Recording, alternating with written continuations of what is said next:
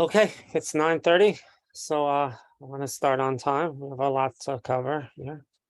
It's Tisha B'Av 5782. Whenever I make these files, I always put Tisha B'Av 5782. Hopefully, we won't need it, and I hope this is the last time that we have to do Kinos at all. In case it's not the case, I do want to throw out an idea for next year. This year they were running a program read by Michael Olshan, who's an excellent tour guide, to go to Poland, to the camps. It's a March of the Living type of program, and he did it during the 9 days. Yeah, and I think this might be a great idea for our shul. So it's something on the raise next year. Maybe we could do a shul trip for it. I reached out to Mark Shapiro, asked him. He said he doesn't do Poland. But if people are interested, I will start think about doing this next year as a shul. And if somebody who's on this chat and is on this presentation and doesn't and is interested and not a part of the show, also reach out to me and I'll include you when I'll try to plan this trip for next year. I just wanted to, before we even start the keynotes, I just wanted to show you what's going on in Israel. If you haven't seen the news, 350 rockets have been being launched from Gaza to Israel. There you see the rockets going. Thank God we have Iron Dome, so people are, or else we'd be sitting in shul saying Tehillim and being really, really scared what's happening. Thank God we have Iron Dome, but still it's very, very scary time as always. And on Tisha B'Av, it's fitting that this is what really falls into the theme of Tisha B'Av, unfortunately, that we have this. Okay, so now we'll start with the keynotes. The very first keynote, the very first keynote, why is that not coming? Well, there we go. The very first keynote is Kinnot Vav. The reason why we start with Kinnot Vav is because we did the first 5 yesterday. Kinnot Vav starts as Shavas, Zuru. So the whole world stops when the tragedy happens. So then everything just stops. People just go on with their regular routine, and all of a sudden they're broken out of the routine, and so everything is changed. Right here at the end, in the middle of the kinnah. So in these kinos, I don't go through the whole kinnah. We're going to actually spend, the way we're going to do it is I'm going to show you some videos and some inspiration on each kinnah, some explanations. It won't necessarily be from the beginning of the kinnah. It could be from all different parts of the kinnah. I took different ideas, and each year we'll do a little different things. Hopefully we won't have it, but if we do, we'll have to do different things and to try to bring out to light some points within the kinnah. Kinnahs are very, very difficult, very difficult. The Ibn Ezra really attacked Rav Elazar HaKailier in Shir Shirim Rabbah. He comes off very hard, that it's very hard to understand. So you need these things to try to bring them to life. So within this kinnah, so there's this line I saw. It says, repay them for almost annihilating us, who lead us away from the burning walls, to be found in Halcha and Hebron, and the odd young men and women dragged away in chains. Please look from on high at your cherished people. Remember the Lord, what has happened to us. Zachar Hashem Mahayalanu. That's the theme of the kinnah. And after we do these videos, so then we're going to just take no more than 2 minutes to read the kinnah. The longer kinnahs, I'm going to introduce, but we're not going to read it at all because they're just too long. So I'll just introduce them. There's a few of those, and then we'll go on to the next one. But these will take just 2 minutes to read the kinnah, and then we'll go on no more than 2 minutes to read it. So I have a couple of interesting ideas. I was thinking, when it says chains, what does it feel like to be dragged away in chains? And so therefore, I have this video, but I was going to show it, but I think it's just way too, it's like too much. and I'm afraid I'm going to lose the crowd right at the beginning because it's really, really terrible. So I encourage you alone to go in. It says Life on a Slave Ship. What it's like to be in chains in the slave ship. It's unbelievable. There's also a interesting video. You can find it online. It's from the Great Courses series, and it's called Roman Slavery, Cruelty, and Opportunity. It's a very interesting video on slavery within Roman times. It's very long, and I'm not going to do it. A lot of these videos I do take, I see them and then I cut out pieces of them. This one, if you want to see it yourself, there's nothing that I thought like with one point that I could show, but I do have something fascinating. And like I said, with all these things, oh, no, not that one. We're not going to show that one. I don't know why that's just going like that. 1 second. Just give me 1 second. Sorry. Oh, yeah. Yeah, that was right. I'm sorry. Let me put that back. That was right. So the next one is fascinating. So with all these videos, I promised that I would show videos that you'll never see by yourselves. I don't think you would ever come across many of these videos, most of them. And so this video, what happened to the Roman slaves after they were taken away from Yerushalayim? So what exactly happened to those Roman slaves? This is a fascinating account. So watch this small 3-minute video. Standing right at the Forum. This was the heart of ancient Rome. Could everybody hear? The place where the tourists Just want to check. Could everybody hear the video? Somebody give me a thumbs No, up. it's very low volume. It's low volume. 1 second. Is this better? Because this was it. This was Better? Okay, thank you. downtown. The Senate building, all the great structures, the big business, the power game was right here, the heart. And it was right here in 70 CE that the Roman Emperor Vespasian decided to send his many legions into Jerusalem. The city had been occupied by Rome for some 70 odd years, and now the Jews had revolted, and so Rome sacked the city. They burgled the many riches from Jerusalem's temple and knocked it down.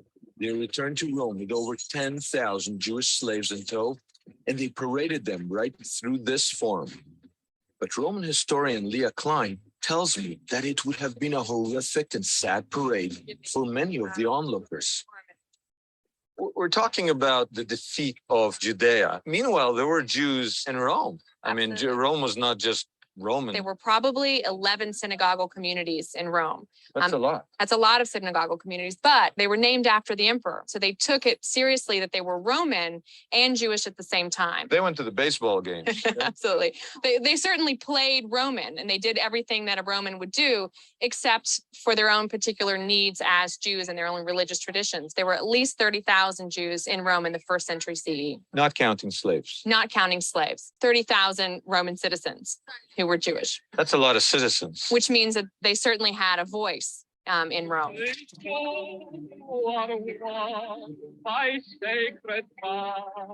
They had a voice. And now with the influx of slaves, 20,000 more hands, albeit slave hands. And it's what those hands did that you might find surprising.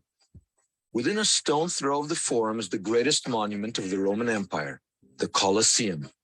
And while it has stood for almost 2,000 years as an example of brilliant Roman engineering and architecture, historian Alan Epstein tells me thousands of its builders have never been truly recognized. The Colosseum begins to be built immediately after the conquest of the Jews in 70 AD.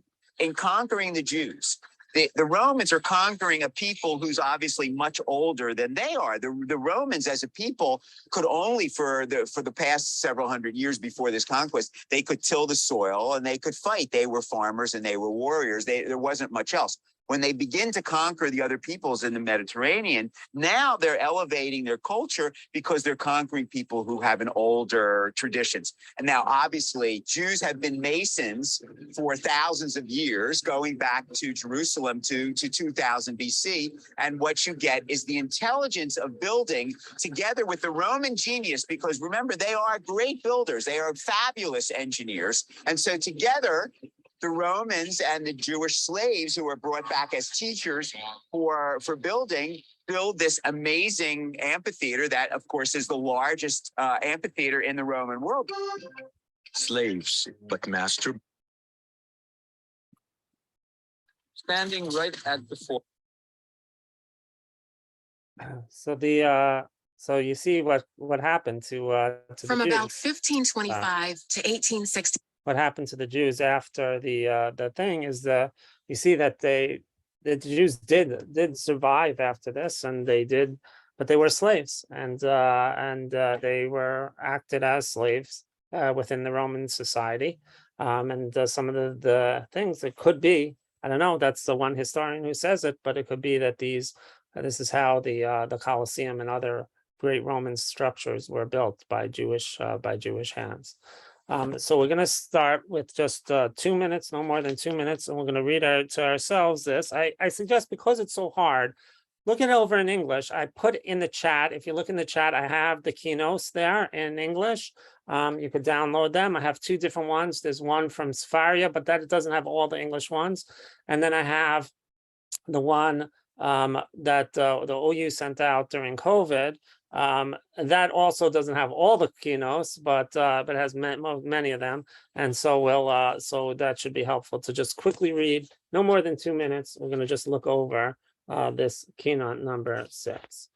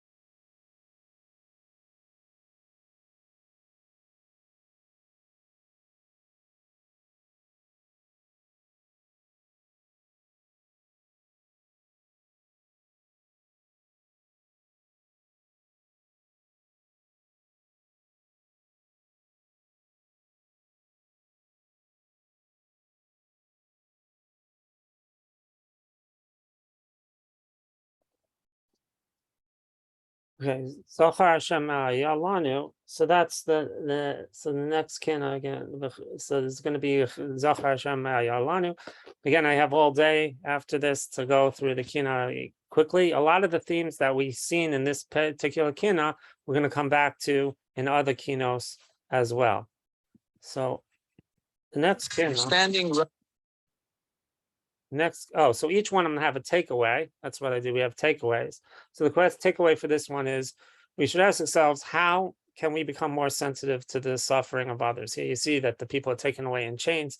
This is just cruel, the way they treated Jews, who were very cruel, not only the Jews. When people dealt with slaves, often they would treated them very cruelly. I didn't think of them as people. So how can we be sensitive to the suffering of other people? Over the course of this last few weeks, I got this. I heard this book, so I came across it from the Svarim Chatter. Great podcast. I would definitely push a plug for it. It's a great podcast, and so it's called "For the Freedom of Zion: The Great Revolt of Jews Against Romans, 66 to 74 CE," and I downloaded the Audible audiobook from it, and I've been listening to it over the last. It's fascinating. He takes a completely different perspective on the war, how he tries to explain in detail what happened during this Jewish revolt. And that's what it talks about. It talks about in the Kinnot, why do you hasten your anger and thus allow faithful disciples to perish at the hands of the Romans? We're going to talk about the two different Beis Hamikdash. The first Beis Hamikdash, this is dealing with the second Beis Hamikdash that was destroyed by the Romans. So he goes through in detail the war. And he'll talk about this. I found a lecture that he spoke on. And so this is him. And the question that he asks is a really interesting question, which is why would the Romans even care about the Jews? The Jews weren't like a strong, great army. So why did they even care about the Jews? Listen to the professor Rogers has to say. Really just about the infighting among Jews. And this is another scholarly controversy. And in fact, is one of the reasons why almost no historians have paid any attention to the details of the fighting itself, because the way Josephus presents the war, it's as if the outcome of the war was inevitable from the very beginning. And as a historian, I get an allergic reaction when I hear the word inevitable. Nothing is inevitable in history. Totally seemingly counterfactual things can happen. I'll take a favorite example of mine. My guy, Alexander the Great, and his Greco-Macedonian army conquered the Persian Empire with an army of between, say, 35 and 45,000 soldiers. And he did it in a 7-year period. It took the Persians almost 200 years to create this vast empire from basically really from Europe across the Bosphorus to the Indus River. And Alexander knocked it over in 7 years. In warfare, anything can happen, anything. So it's the reason why I try to be so careful with my descriptions of the fighting. All of that said, of course, the resources that the Romans could bring to bear against the Jews dwarfed the resources of the Jews. So I think the really interesting question about the outcome of the fighting is not whether the Jews could have won or not, although in my book I talk about a different strategy that they could have used. That's not the most interesting question. The most interesting question is, why were the Romans willing to expend such enormous resources to squash a revolt of these people? And there I try to talk a little bit about sort of the psychological dimensions of imperialism and colonialism. If you think about the Roman Empire was such a huge place. And we have this idea, because of the outcome of this revolt and because of the Romans' success, military and political success, actually since the 3rd century BCE, when people talk about the Roman Empire, they talk about an empire from the reign of Augustus, then down into late antiquity. But in fact, what they should be talking about is what happened since the 3rd century BCE, when Rome got involved in these overseas wars against the Carthaginians. That's when the Roman Empire really begins. So for 600 years, the Romans were able to stay on top of an empire that obviously included both the Western and Eastern Mediterranean. how could you do that with a citizen army, a citizen army of 150,000 soldiers? I mean, I don't have to remind your listeners of the sort of the size of the armies that the United States, for instance, brought to either the Second Iraq War or Afghanistan. And the only plausible answer to that has to be that the psychological aspects of domination were critical to the Romans. They couldn't afford to let a relatively small group of people without an army. The Jews had no army. And in fact, if you looked at it from a strictly military point of view, the fact that a people without an army were able to sustain resistance against the Romans for 7 or 8 years doesn't say all that much for the fighting power of the Roman army at the time. So I think that we have to adjust a lot of our views about Rome and its techniques of domination.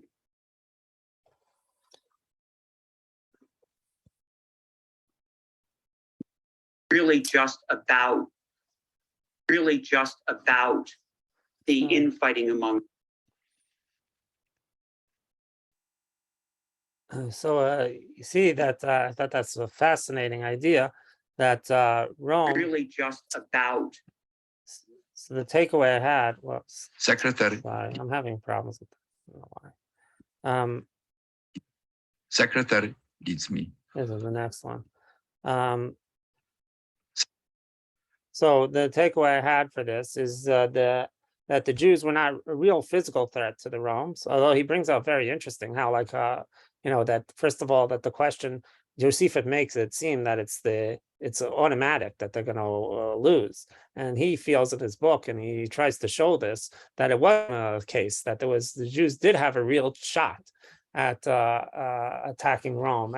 Towards the end, it became more apparent that that wasn't the case. But that throughout, the Jews really did believe that they could push away Rome, and so a lot of the machlokas that happened was a real machlokas. Can we take on Rome? Can we beat them? A lot of people really believed that they could, and he shows strategies that they could. But for the Romans, they brought a ton of people to come attack this Jews without an army, and it was all their concern of how others would perceive them.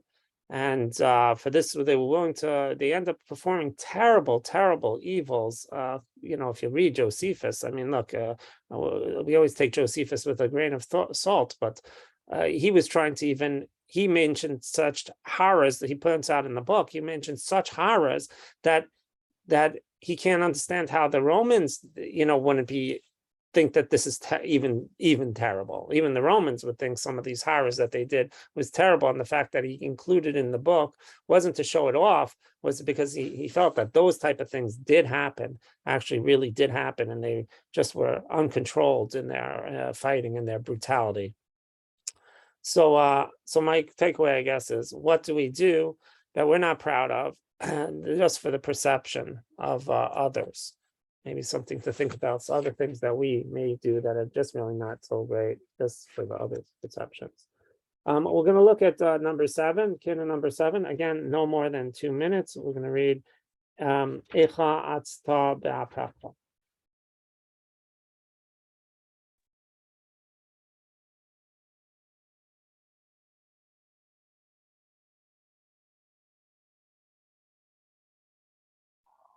So,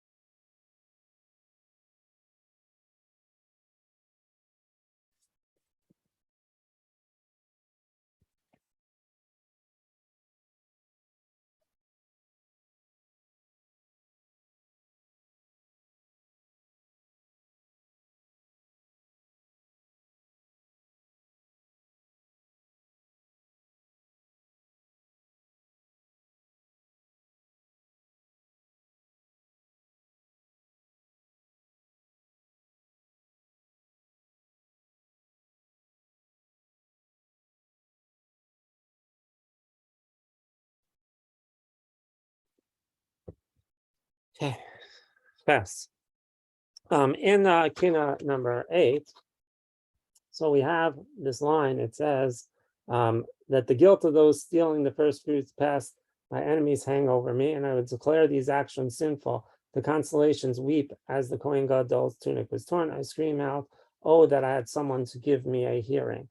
This is one of the big themes of the Kinos, is the Rav Soloveitchik mentions. It's not just it's not just the Beis Hamikdash. We're going to hear a little bit from Rav J.J. Schachter on this, but it's also some of the other things that we deal with is the fact that nobody cared about us. And we'll see this through history. We're going to see this video. The man who warned the West about the Holocaust at a time when no one would listen. This is a non-Jewish person, and his account. But it's also the lack of Knesset Yisrael, of the feeling that that somebody should care about us, that we're people, and rather than nothing. And we'll see other slides I'm going to show you on how other people view us. So let's take this quick video. Secretary, We're not going to watch the whole thing. to his office. I see Roosevelt. He looked like a world leader. This is Roosevelt. Like He's talking about his meeting with Roosevelt. Yes. As a matter of fact, he struck me. He was more than the president of the United States. His formulations, his gestures, he did consider himself a world leader. He sits behind his desk.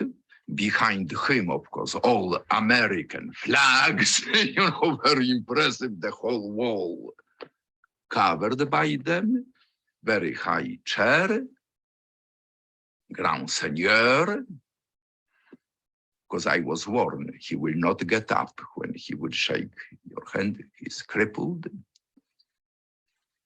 Shakes hand. Please sit down, Mr. Ambassador. Says, Mr. Karski, I know about you. I have been informed about your great work, contribution to the Allied cause. I am sure that you would like me to be informed about things in Poland, please. Now, realize this, I had it throughout my entire mission. For me, the Jewish problem was not the only problem. For me, the key problem was Poland. Kherson line, Soviet demands, communists in the underground movement, fear of the Polish nation. What is going to happen to Poland? This was the emphasis Of your mission. Oh, yes, my mission, of course, and my concern, naturally. I speak to the president in those terms, expectations, fears among the leaders. All hope, Mr. President, has been placed by the Polish nations in the hands of Franklin Delano Roosevelt. You said this Oh, yes. in proper words? Oh, yes, in the same words. Mhm. Not the president. Franklin Delano Roosevelt. Is it? I describe him, thinking how much time I have. He sits. Then I come to the Jewish problem. Mr. President, I have also a mission. Mr. President, before having left Poland, I was charged with this mission by the most important Jewish leaders, They organized for me 2 visits in the ghetto. I saw extermination camp. The name is Belzec, B-E-L-Z-E-C. Mr. President, the situation is horrible. The point is, without the outside help, the Jews will perish in Poland. He enters. I remember every second of this conversation. The Allied nations. What did he answer specifically? Nothing. He enters the picture now. Nothing. This was the end of your report? Yes. It came at the end, I the Jewish... I never had a chance. So now his answer. The Allied nations are going to win this war. No more wars. Justice will be done. Your country will be alive again, more prosperous than before. Criminals will be punished. The United States will not abandon your country. As a matter of fact, now he says, Poland, as recompensation, will receive East Prussia, or a part of East Prussia.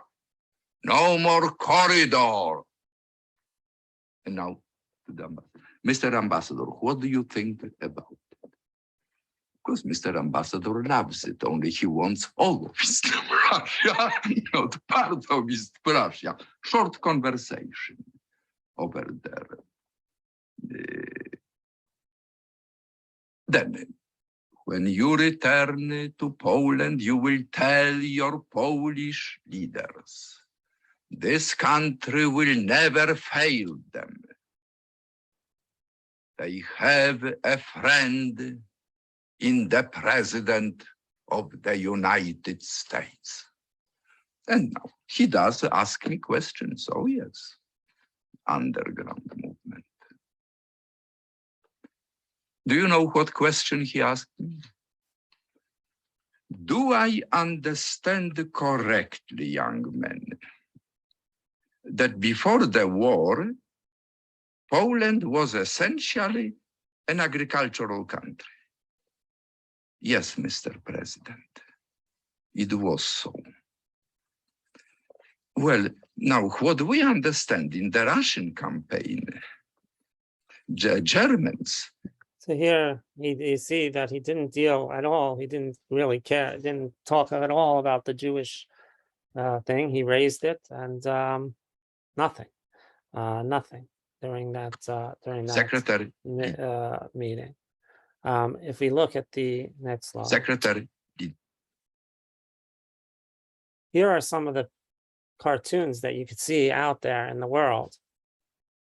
Now, right now, these are happening today. These are cartoons in various newspapers throughout the world, depicting what what people think about the Jews. Here's a cartoon showing how the Holocaust is faked by the Jews. A world without Jews and blacks would be like a world without rats and bugs. Right? Do you want to survive America? Kill the Jewish snake. These things. Here's the thing, freedom of speech. When they talk about Muslims, anti-Semitism, how the Jewish owns the media. A cartoon to show how the Jews own the media. This is a Swedish one from Sweden, Jewish swine. Here's one, the picture. God creates Jesus, Jews kill Jesus, God creates Hitler. See, these are what people in the world think about Jews. It's happening right now, this type of anti-Semitism. I'd just like to end this Kinnot with a a little essay written by Cecile Klein. Says, "Who am I? It is most difficult question to answer since I really don't know myself. I'm going to explain why I seem so confused. Many years ago, I witnessed the massacre of my people, and when my turn came, I wasn't thrown into the flames like the others. Instead, I was chopped up into many pieces, but I refused to die. I picked up all those pieces, put them neatly together, built myself up looking like a person, but really just being a mummy. I returned to the world in great anticipation to watch the severe punishment the world would heap upon the murderers. To my surprise, the world judged the victims. After all, they had excellent case. As I was watching with my mummied eyes, the pictures that were presented seemed unbelievable. The people yelled, "We don't want to see these horrible pictures. This could not have happened in the 20th century." Then came the witnesses, telling of their awful experiences. And with my mummy ears, I heard echoes of what exaggerations, what propagandas. So you victims were judged for upsetting these nice, peace-loving people, and the case was closed. We mummies knew the truth, that no pictures can portray the real horror, and that no book could hold enough pages to describe the suffering and the ruthless murdering of your loved ones. We, the surviving mummies, took the matter into our own hands, and we watched the pictures ourselves, and we read the few books that were written about it, but we decided to keep mum too, so we could fit into your nice, neat little world. When my children would ask me, "Mommy, why are you crying?" I would answer, "Just a headache, dear." Well, who am I? Cecilia Klein, living amongst you with a slight headache. So the takeaway message from Kinnot 8 is, are we too busy or too self-absorbed to be there for others?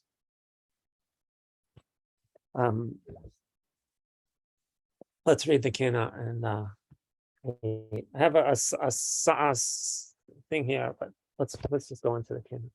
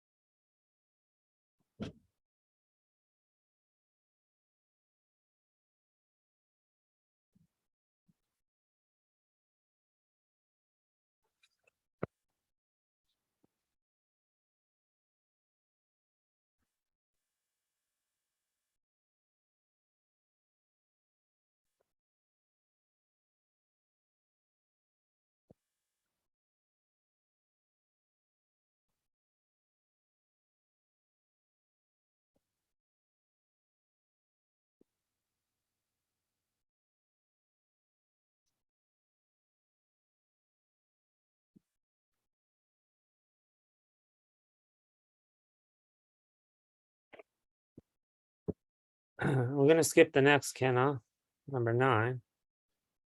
And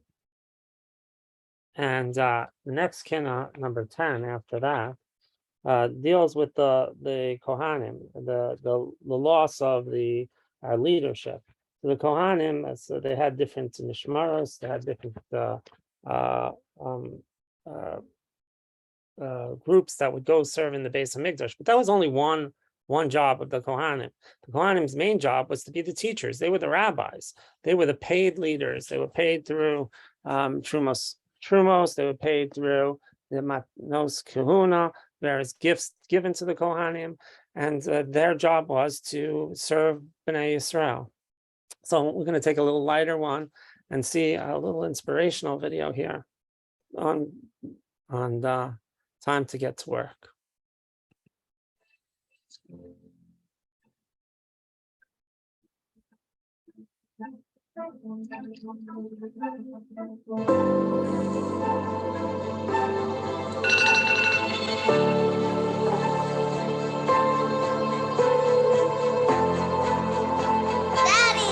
Hey, son. Can I help you get ready? Sure you can.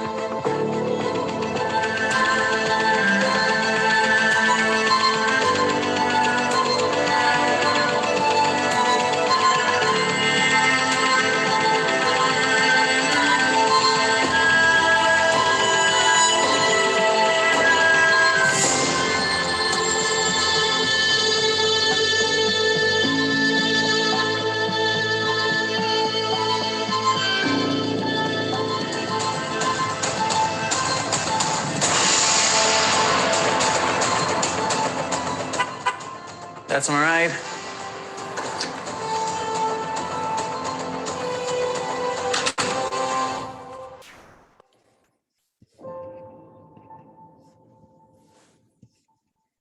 This is what we're losing these days. We could use more leadership within the Jewish world, and we'd love to bring the kahuna back and all their jobs to bring that. So we're going to read Kinnot number 10, describe the loss of the kahuna. Eicha yashva chavatzelis hasharon. No more than 2 minutes.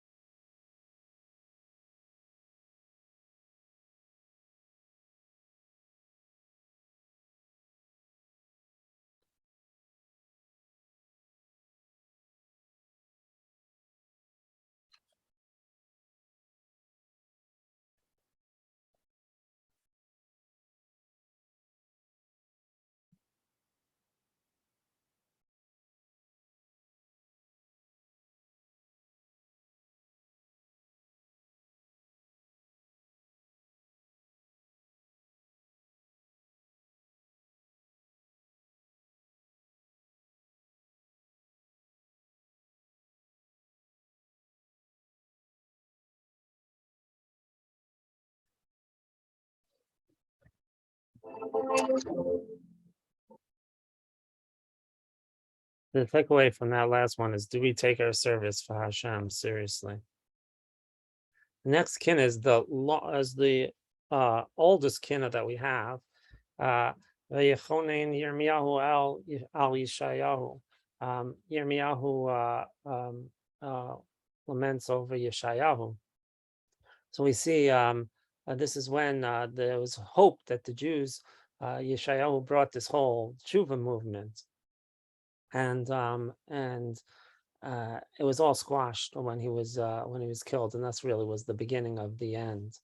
So this is the story of the destruction of the first Beis Hamikdash, and they had some recent interesting finds uncovering the ashes from the first temple period.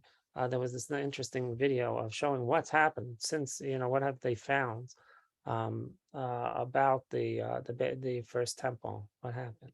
So let's watch. There is no more tragic and auspicious day in the Jewish calendar than that of the 9th of the month of Av, the day that the destruction of the Second Temple period 2,000 years ago and the First Temple, the temple from the Bible, 2,600 years ago. My name is Doron Spielman, and welcome to our exploration of the destruction of the First Temple period in Jerusalem. The Givati parking lot. The excavation that revealed more than 11 layers of civilizations, ranging from the recent Muslim period all the way back in time from the Crusaders, back into the Byzantine period, all the way down to the Second Temple period, and eventually, as we descend more than 40 feet underneath the ground, deep into the biblical layer, back in time more than 2,500 years, to see the destruction of the First Temple. And here we are with Professor Yuval Gadot from Tel Aviv University and Dr. Yiftach Shalev from the Israel Antiquities Authority, the two world-renowned archaeologists who are responsible for bringing the discoveries in the Givati parking lot to life. You can see that I'm standing right now inside of the room, standing on the actual floor of that building. And you can see that the room was perfectly preserved for 2.5 meters. And it was preserved this way because we found it filled with debris. On the floor, we found remains of the vessel people were using during that time that were left in the house when it was destructed.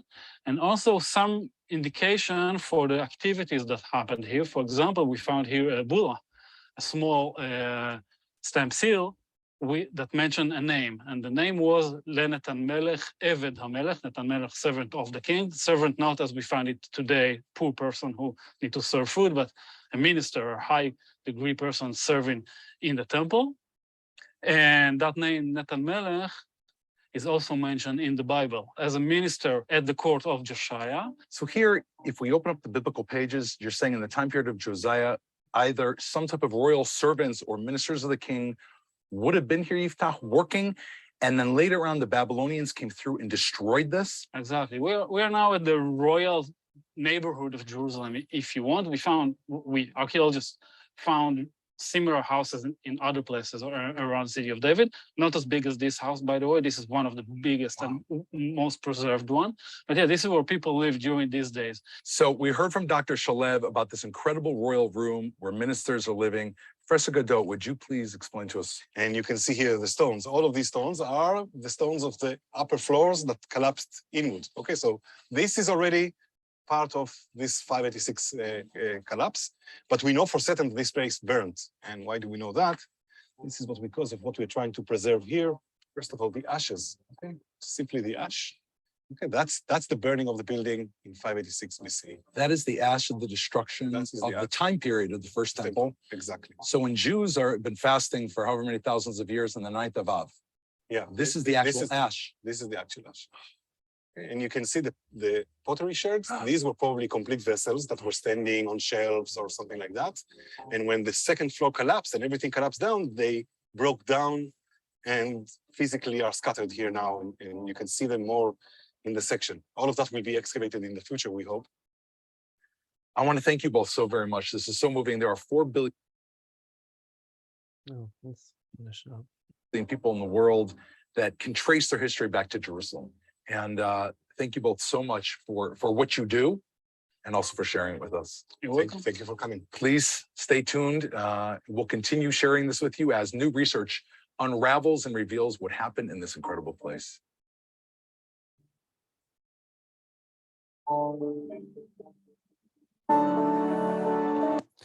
you see, this is real. These are people live there. This is people's lives that were just upended. We talk about the destruction of the Beis Hamikdash. There's so much that went in. We read about the slaves that were taken. But you see, people lived normal lives. They had houses and so on, and it was all burnt. And we could see even the remnants of that today.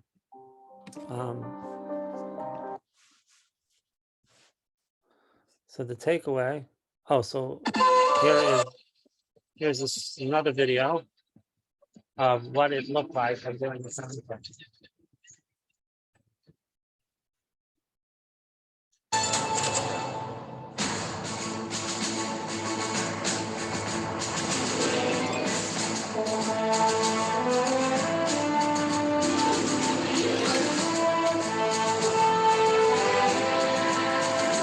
Toward the end of the 7th century BCE, the Babylonian Empire quickly conquers the lands to the west of the Euphrates River, including the Kingdom of Judah.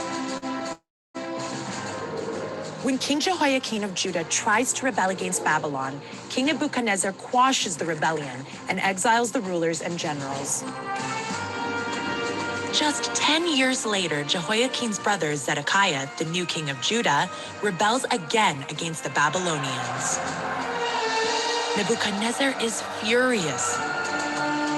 He decides to teach Judah a lesson it will never forget. On the 10th of Tevet, 588 BCE, he arrives at the walls of Jerusalem with a huge army and besieges the city. I'm standing by the northern wall of the city. This tower, known as the Israelite Tower, was uncovered by Professor Nachman Avigad in 1970. From the top of the tower, Zedekiah's soldiers watched in fear as hundreds of thousands of Babylonian archers, horsemen, and infantrymen stood before the walls. From here, they saw the Babylonian engineering corps close in on the city and lay siege to it. Cut off from the fields outside the walls, the people of Jerusalem now have no source of food. Hunger affects everybody, especially the children. The tongue of the suckling child cleaves to the roof of his mouth for thirst. The young children ask for bread, and no one breaks it for them. Corpses pile up in the streets and disease rages. As the siege drags on, fear and desperation grow. The harvest is past, summer has ended, and we are not saved. The terror reaches its peak when the Babylonian battering rams advance toward the walls and begin to pound them. The noise is deafening. The earth trembles. Soon, the conquering forces will break through the defenses, and the city will be lost. Just at this most critical moment, King Zedekiah decides to abandon the battle. Along with his soldiers, he sneaks through alleys under cover of night and escapes through the southern gate to the Kidron Valley, and then from there to the desert. And it came to pass that when King Zedekiah of Judah and all the men of war saw them, they fled and went out of the city by night by way of the king's garden, by the gate between the two walls, and he went out by way of the plain. Zedekiah can't escape his fate. Soon afterwards, on the plains of Jericho, he is caught by the Babylonians and cruelly punished by Nebuchadnezzar. Meanwhile, the Babylonian army increases its pressure on the northern gate. Right here, near the tower adjacent to the city gate, a fierce battle takes place. Babylonian archers shoot thousands of arrows at the Israelite defenders, providing cover for the Babylonian infantry as they charge the city gate. The Israelite defenders fire back with all their might. Beneath the layer of ash here, Professor Nachman Avigad uncovered arrowhead shot by Babylonian archers, right next to Israelite arrowhead shot by Zedekiah's soldiers in their desperate attempt to repel the enemy.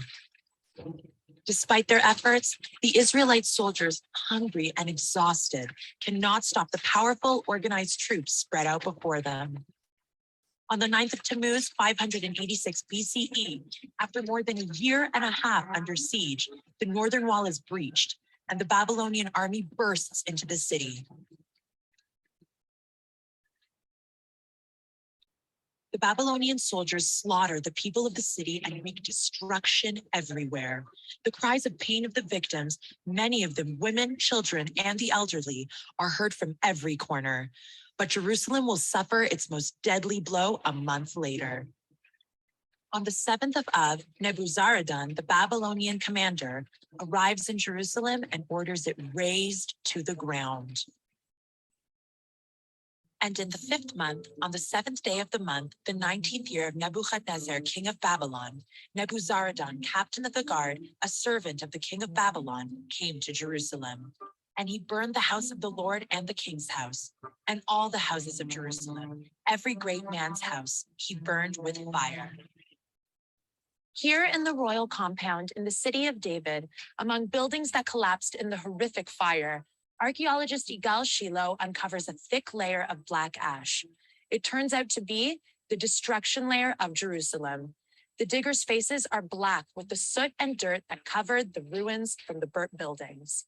Excitedly, the excavators unearthed 2,600-year-old buildings, one after another.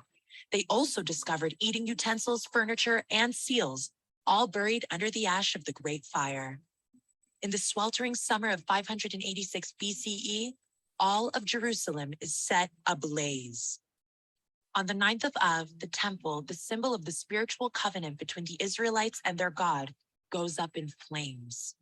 From that terrible day until now, the 9th of Av has been a day of intense mourning for the entire Jewish people. Nebuchadnezzar finishes off the destruction with an act that will ensure that Jerusalem will never rebel again. He raises the city walls to their foundations. Now, their heads bowed, the exiles march to Babylon, carrying musical instruments among their meager possessions. But the melody that played in Jerusalem through countless turbulent days is now silenced. In its place arise the hushed tones of the exiles' lament. By the rivers of Babylon, there we sat and wept as we remembered Zion. On its willows we hung our harps, for there our captors demanded a song of us, and our tormentors demanded mirth, saying, "Sing us one of the songs of Zion." How can we sing the Lord's song on foreign soil?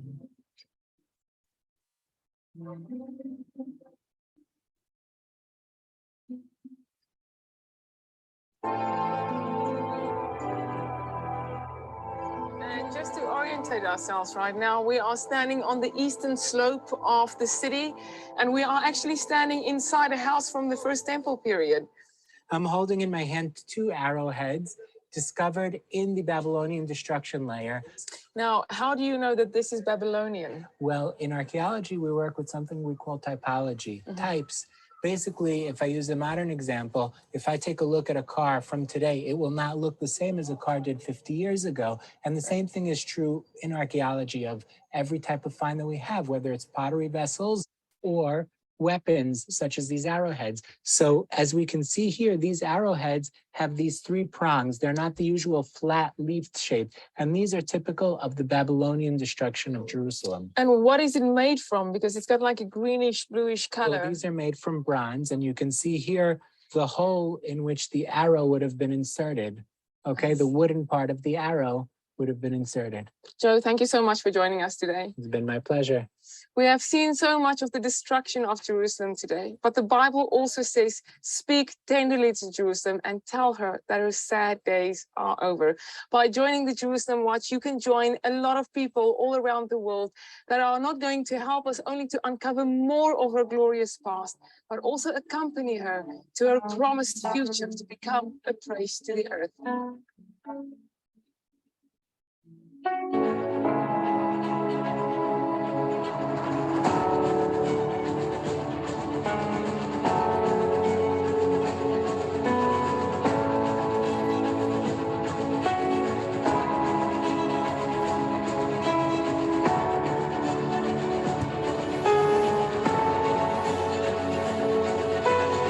Buy the coin. Buy the coin. Buy the coin. So that's the story of the destruction of the Beis HaMikdash. So how can we replace the Beis HaMikdash in our lives? We'll read the Kinnot 11, no more than 2 minutes. Vayikonen Yirmiyahu al Yeshayahu.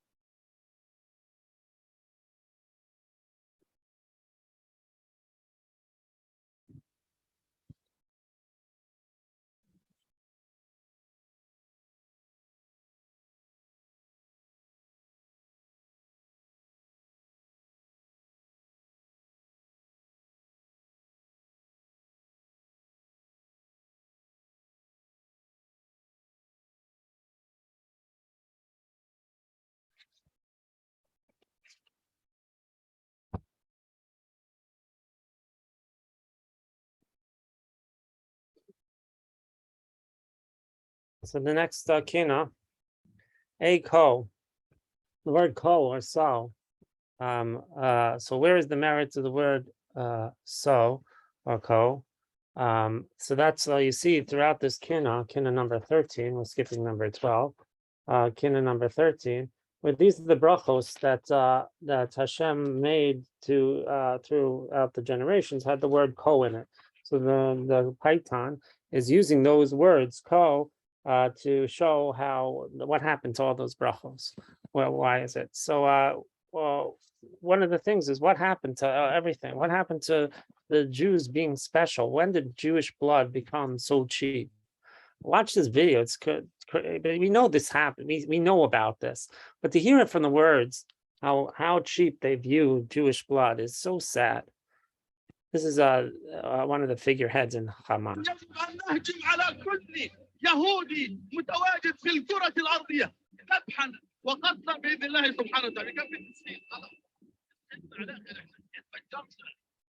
كل أبناء شعبنا جاهزين للتفجير عملنا مصنع جديد إن شاء الله تعالى في حالة دخول السلك جاهزين أخواتنا كله أفن جاهزات كلهن يحملنا أحزمة متفجرة في سبيل الله بنفتح ثغرتين في كل مخيم 5 ثغرات وبنظلنا واصلين نطربق لما نصلكم ستقتلون والله ستقتلون بأحزمتنا بإذن الله سبحانه عملنا شغلنا مصانع جديدة للأحزمة شغالة كل واحد منهم حنصف على الدور حسام يلا وانت أهل الضفة الغربية إلى متى تسكتون بدنا السكاكين تطلع 5 شيكل ركبة اليهودي حقها قديش عندنا 5 شيكل أو أقل الله أكبر ورجالنا على أوفة الاستعداد تقدما واستعدادا للموت واستعدادا لاقتحام السلك بإذن الله سبحانه وتعالى نحن خلقنا هنا في غزة لنحطم هذا الكيان يجب أن نهجم على كل يهودي.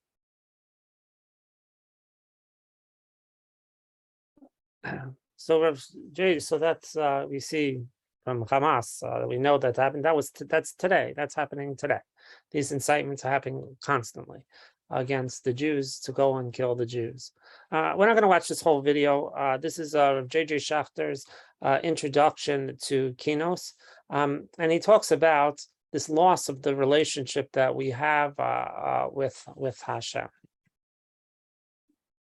Just going to watch the first few minutes of the video because then it's just kind of a repeat. I want to thank Rabbi Tarragon and Rabbi Doron Peretz very much for inviting me to be part of this program. And I have a particular akar satov to my extraordinary granddaughter, Talia Tarzik, for all of her help in making sure that all of the technological matters are taken care of perfectly.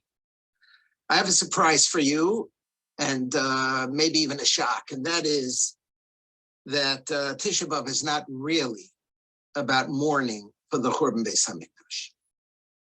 Tisha B'Av really at its core is not about mourning for the Churban Beis HaMikdash. The real core mourning of Tisha B'Av and the kinos that I am now introducing, the core is a sense of distance that the destruction of the Beis HaMikdash caused between Knesset Yisrael and HaKadosh Baruch Hu. It's not so much the destruction of the Beis HaMikdash, it's really the separation between the Jews and the Ribbon Shalom. The top of the first page, Psichta of Eicha Rabbah, number 24, Davar Achari quotes a pasuk, B'shasha bikes HaKadosh Baruch Hu lahachris Beis HaMikdash, when Hashem wanted to destroy the Beis HaMikdash, Amar Kozman Shani Besocho Ein Umas Olam Nogamo. If I'm here, if I'm in it, they're not going to be able to touch it. My presence will make it impossible for them to be able to destroy it. So therefore, what does Hashem say? I'm going to have to leave. And he leaves. You follow the next couple of lines in the Medrash. Va'osa Sha'a, top left of the page, Nichnasu Oivim Lehichol, Usrafuhu. They burnt it, they destroyed it. And then Hashem says, Oivei, what am I going to do? I don't have a place on earth anymore. I'm now separate. I'm distant. I'm removed. I'm far away. That's the Iker. If you look at the kinos, the first 2/3 or so of the kinos that deal with the destruction of the Beis HaMikdash really don't deal so much with the destruction of the Beis HaMikdash. There's very little in the kinos that focus on the implications of the destruction of the Beis HaMikdash per se. They focus on the distance. Look at the very beginning. We start in the morning, Shavasuru Meni Shemauni Ochroi. Sakosa Mishkan Mischos Diburoi. Sakosa Vahuvlagu Giboroi. That Hashem, you separated yourself from us. You put up a screen between us and you. Our tefillos can't penetrate that screen. You're angry at us. You've enveloped yourself. You've distanced yourself. And if you go on and on and on, second page, I just gave you here just the first kina and a little piece. It's about the distance. It's about the separation. It's about the fact that we're far apart from one another. The end of the first kina, the middle of the second page, ki tam chakta b'cheso fanecha. This is an achama for us. You, Hashem, put the image of Yaakov on your throne because we don't want to be distant from you. We want to be connected to you. And the fact that we are augurs well for us, that we're not going to vulgar and remain in gullus forever because we do have a connection. The next kina, the second kina, Echa Atzta Ba'abcha. How is it in your wrath you destroyed your faithful ones and you forgot the bris with Avram? Every one of these is you forgot, you forgot. What did you forget? You forgot our closeness. The Iker Nakuda is not so much the destruction of the Beis HaMikdash, it's the distance. Top of page 3, famous Medrash.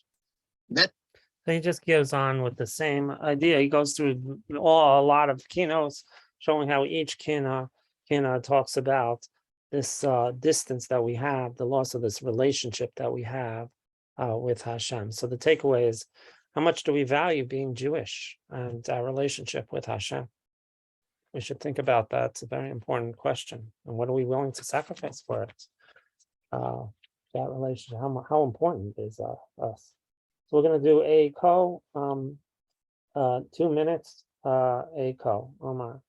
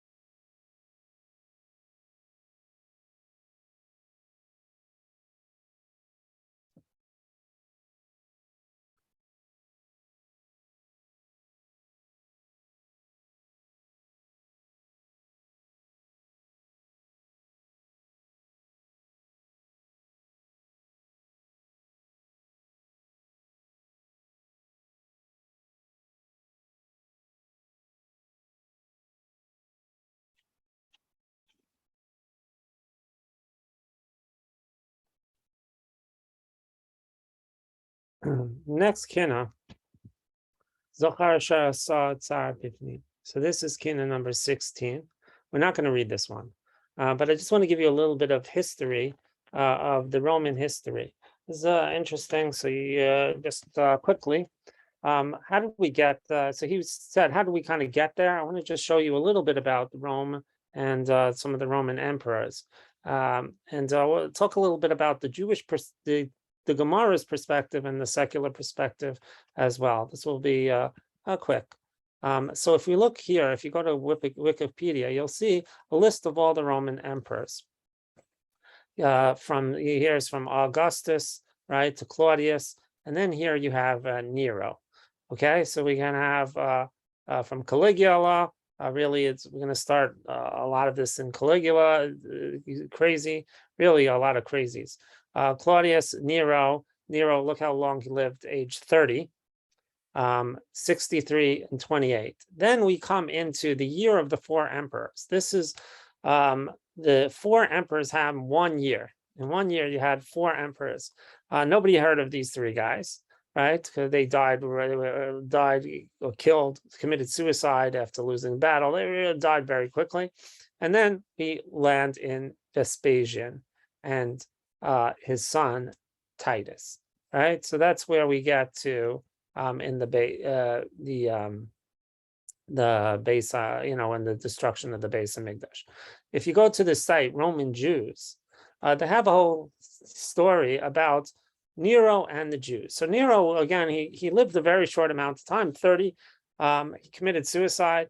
Really, it was crazy. Like his uncle Caligula, he has a very unsavory reputation. He ends up, but he has a very mixed relationship, even from the secular society, secular things. He had a very mixed relationship with the Jews and the Jewish people. So here it says here that Nero married an already pregnant Pompeia Sabina, right, after divorcing Octavia. And so here we say, she intervenes in behalf of the Jews many times. According to Josephus, Poppaea Sabina was a deep religious woman who intervened on behalf of the Jews on two separate occasions. Her first intervention came somewhere between 60 and 62. The trouble started when Agrippa, the great-grandson of Herod the Great, was visiting Jerusalem. Agrippa decided that he would like to be able to look down on the temple from the Hasmonean palace so he could see the priests going to their business. For this reason, he had a dining hall built on a raised platform. The priests were outraged by this, however, seeing it was intrusion into their privacy. As a response, they constructed a large wall blocking this view from the temperance precinct. Problematic, this wall was blocked the view of the Roman procurator installed to keep the order in the city. Right, so this became a whole big thing, and then they saved the Jews. So here, a couple of times, Nero somehow has this, or through his wife, although she doesn't last too long, like everybody in these Roman things. Most of them don't survive so long, and so he marries a second wife, and so on. But the Gemara, so then we have the year of the four emperors, and then Vespasian is going to take over. So Vespasian was the one who was sent to deal with Israel. And then when he goes, he becomes emperor. His son Titus takes over. We'll watch a quick video on Titus. I want to show you the Gemara's perspective on this. This is one of the Gemaras that are read on Tisha B'Av. And so the Gemara in Gittin on 56a says, Nero had conducted another test. He said to a child, tell me a verse that you learned today. He said in the following, and I will lay my vengeance upon Edom by the hands of my people Israel. Nero said, the Holy One, blessed he wishes to destroy the temple and wishes to wipe his hands with that man, i.e. with me. The Romans are associated with Edom and the descendants of Esau. This is just a commentary. If I continue on this mission, I'll eventually be punished for having served God's agent to bring about the destruction. So he fled and he converted. And ultimately, Rav Meir descended from him. Interesting. This is Gemara's account of it, that Nero eventually converted to Judaism. The Roman authorities had sent Vespasian, Caesar, against the Jews. He came, laid siege to Jerusalem for 3 years. When Rabbi Gamliel, Rabbi Yochanan ben Zakkai reached there, the Roman camp, he said, "Greetings to you, the king, greetings to you, the king."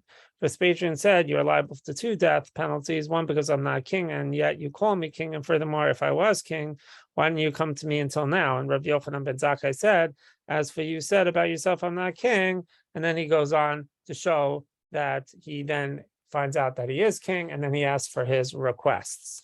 So this is the history where Vespasian, again, was the one who was battling. Then he leaves it to Titus to siege Jerusalem. In the book, he talks a lot about these moments of the switch from Vespasian to Titus, and Titus's way of ruling and dealing with the army, and how Josephus lists it, and he brings a lot of questions, interesting questions on how brutal Titus really wanted to be, and he feels that it was kind of brutal. So let's just see a short 2-minute video, please. Hello, and welcome to History Pod. On the 14th of April, 70 CE, the future Roman Emperor Titus began the siege of Jerusalem, during which the Second Temple was burned and destroyed. The Roman attack on Jerusalem came 4 years into the Jewish-Roman War. Triggered by ethnic tensions between Romans and Jews in Judea, the Great Revolt quickly spread throughout the province. Emperor Nero sent 4 legions, approximately 80,000 soldiers, under the command of his trusted general Vespasian and his son Titus to crush the uprising. By the time Vespasian was recalled to Rome in 69 CE to be appointed emperor, the Roman forces had driven most of the rebels back to the fortified city of Jerusalem. Titus moved to besiege the city in early 70, coinciding with Passover. Assisted by the experienced general and former governor of Judea, Tiberius Julius Alexander, he positioned 3 legions on the western side and a 4th to the east on the Mount of Olives. Jewish pilgrims were permitted to enter the city to celebrate Passover, but the Romans refused to allow them out again. The increase in population placed additional strain on the already depleted food and water supplies in the city. Many of the details of the siege were recorded by the Jewish historian Josephus, who had defected to the Roman side after his surrender earlier in the war. Having failed to negotiate with the defenders of the city, but having breached the third and second walls, the Romans sought to force the Jews into starvation by erecting a wooden palisade that used up every tree in a 10-mile radius. When the Romans breached the final defenses in August, the remaining defenders of Jerusalem were massacred and the temple was destroyed, leaving the western wall as the only surviving feature.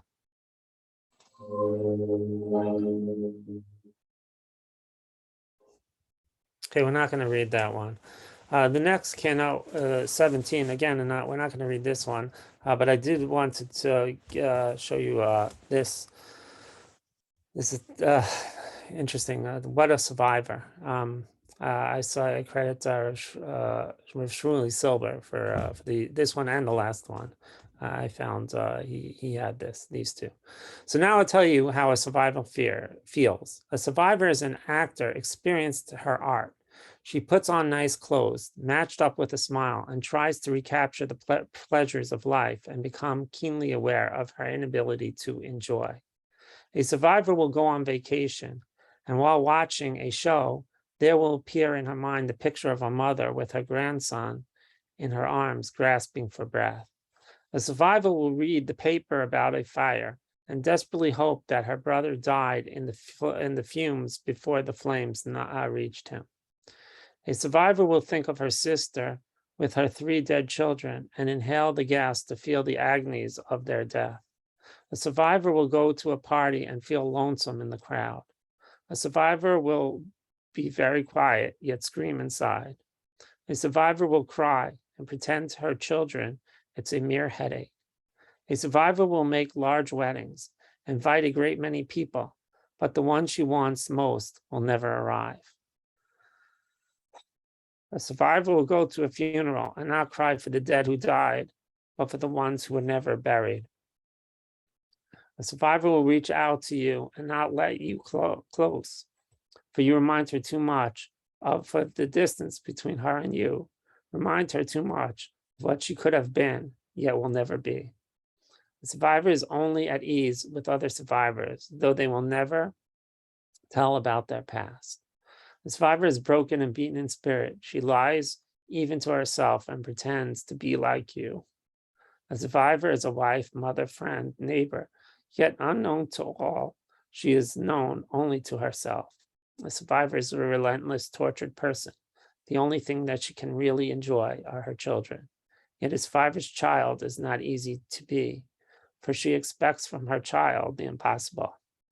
The survivor wants her child to be constantly happy, to do all the things she couldn't do, to learn everything that she was denied. In her eagerness, she places a burden on the child that the child must develop her own image, experience and learn from her own mistakes. The child must be allowed to experience even pain so she can recognize happiness when it comes her way. A survivor will awake in a sweat from her nightmares, unable to sleep again. In vain, she's chased the ghosts from her bedside, but they remain for guests for the remainder of the night. A survivor possesses one thing you do not, a fearlessness of death, for she's faced death so many times, and also because she knows that when this is when she will finally find peace. Okay, let's call peace. Next, Kinnot, number 21. We deal with the martyrs of Yerushalayim. So this is not a real, this didn't really happen. We read this again on, I mean, happen, but it didn't happen the way the Kinnot has it. We read it on Yom Kippur. So these are all martyrs and they all died, but they didn't all die at the same time. And the story that's told of how they died is not an actual story. It's just a story on how they all died, but each one of them was a martyr. So these are all about the death of these great leaders, and we're going to talk about the great leaders' deaths. And so I want to show you this quick video on Arzei Avanon.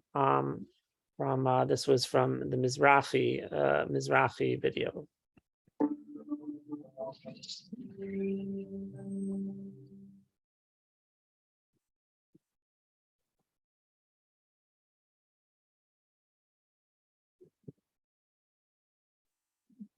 Caesarea, built by Herod the Great. There's a little Stratton's Tower here beforehand, but he changes the course of Mediterranean shipping. One of the three greatest ports, he builds with Roman cement, hydraulic cement out into the sea. It can hold 500 ships without being damaged. Ships can dock here for the whole winter, which means even more money and more trade.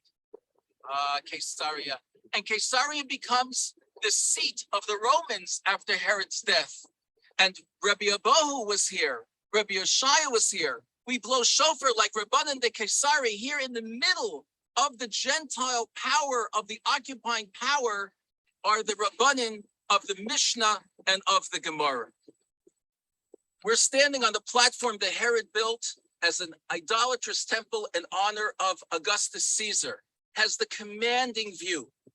But we want to talk about the time of Hadrian and his decrees against the Jewish people, and an event which is associated with Caesarea. In the back here is the hippodrome of Caesarea, horse racing going around and around. This is not from the time of the Hadrian, but this is a major element of the sports that were here, and what a public setting when you want to show something.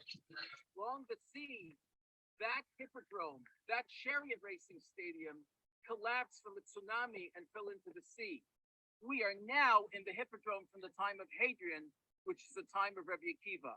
On each side of this field, there's greenery actually sitting on the bleachers.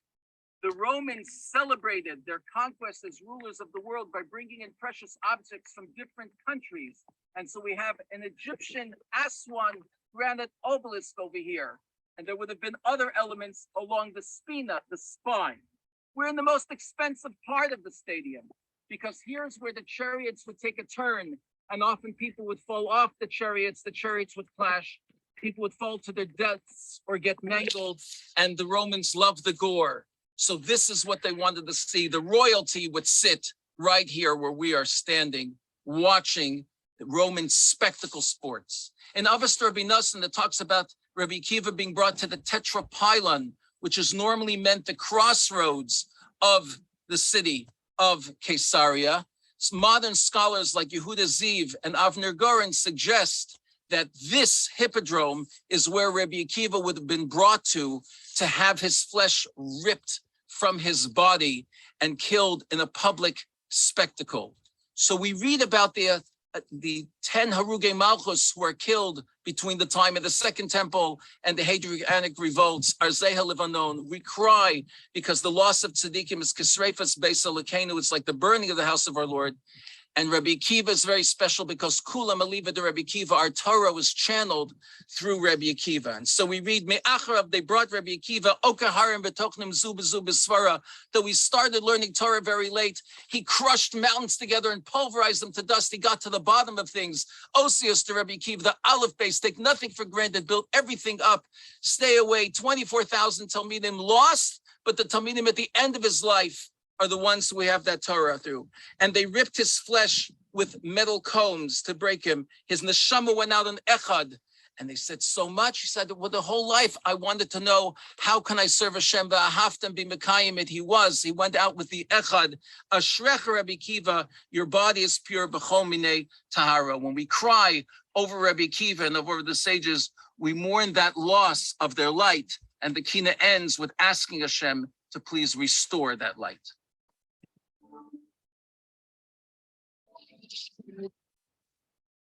So now I'd like to talk a little bit about the people who we lost from Congregation or Torah over the course of this year. These are true leaders, and they all affected our lives. And each one of them was special to all of us. And so now I'd like to just mention them, and we mourn them today. Rabbi Alpert. So Rabbi Alpert was a Hillel director.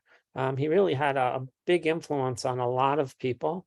He was a Hillel director in a number of places, Greater Philly. He was in Queens College, University of Illinois, Ohio State University. And he had a massive impact of bringing people at a time of their life when they were unsure of their direction. And he was there, the calming hand, a very sweet man who was a calming hand and able to bring Judaism to life for many, many people. There's this Lee Rosenblum's father, Harold Bark. And he's the father of Lee Rosenblum. He was born in Philadelphia on January 23rd, 1929, to Leon and Bessie Bark. And he was the youngest of 4 children. From the young age, he was a people person who collected friends the way others collect pennies. In high school, Hal discovered a passion for long-distance running, and he joined the track team of Overbrook High School. In his senior year, his coach asked him to help out in the freshman track candidate. He ran against a very tall young runner. At the end of the race, Coach Collins introduced him to Wilt Chamberlain. Hal attended Penn State University on an athletic scholarship where he continued his pursuit of track and studied business. On campus, Hal met his future wife, Fran Ziegler, and he invited her up to his dorm room, closed the door, lectured on how we never go into a stranger's room alone and allow him to close the door. This was the beginning of a 69-year relationship. They were married in 1954. Hal's service to Jewish community started at a young age when he became a shamus at the shul. He cleaned up in the shul after Shachris, sometimes arriving at his elementary school smelling like liquor. He was 10 years old. Throughout his life, he continued to serve the Jewish community as president of multiple shuls, president of the day school, instrumental in building the mikvah, and secured the Tonight Show with Johnny Carson theater seats for use in the Lower Marion Synagogue. He also served on the local draft board during the Vietnam War. Throughout his life, Howe continued to collect friends.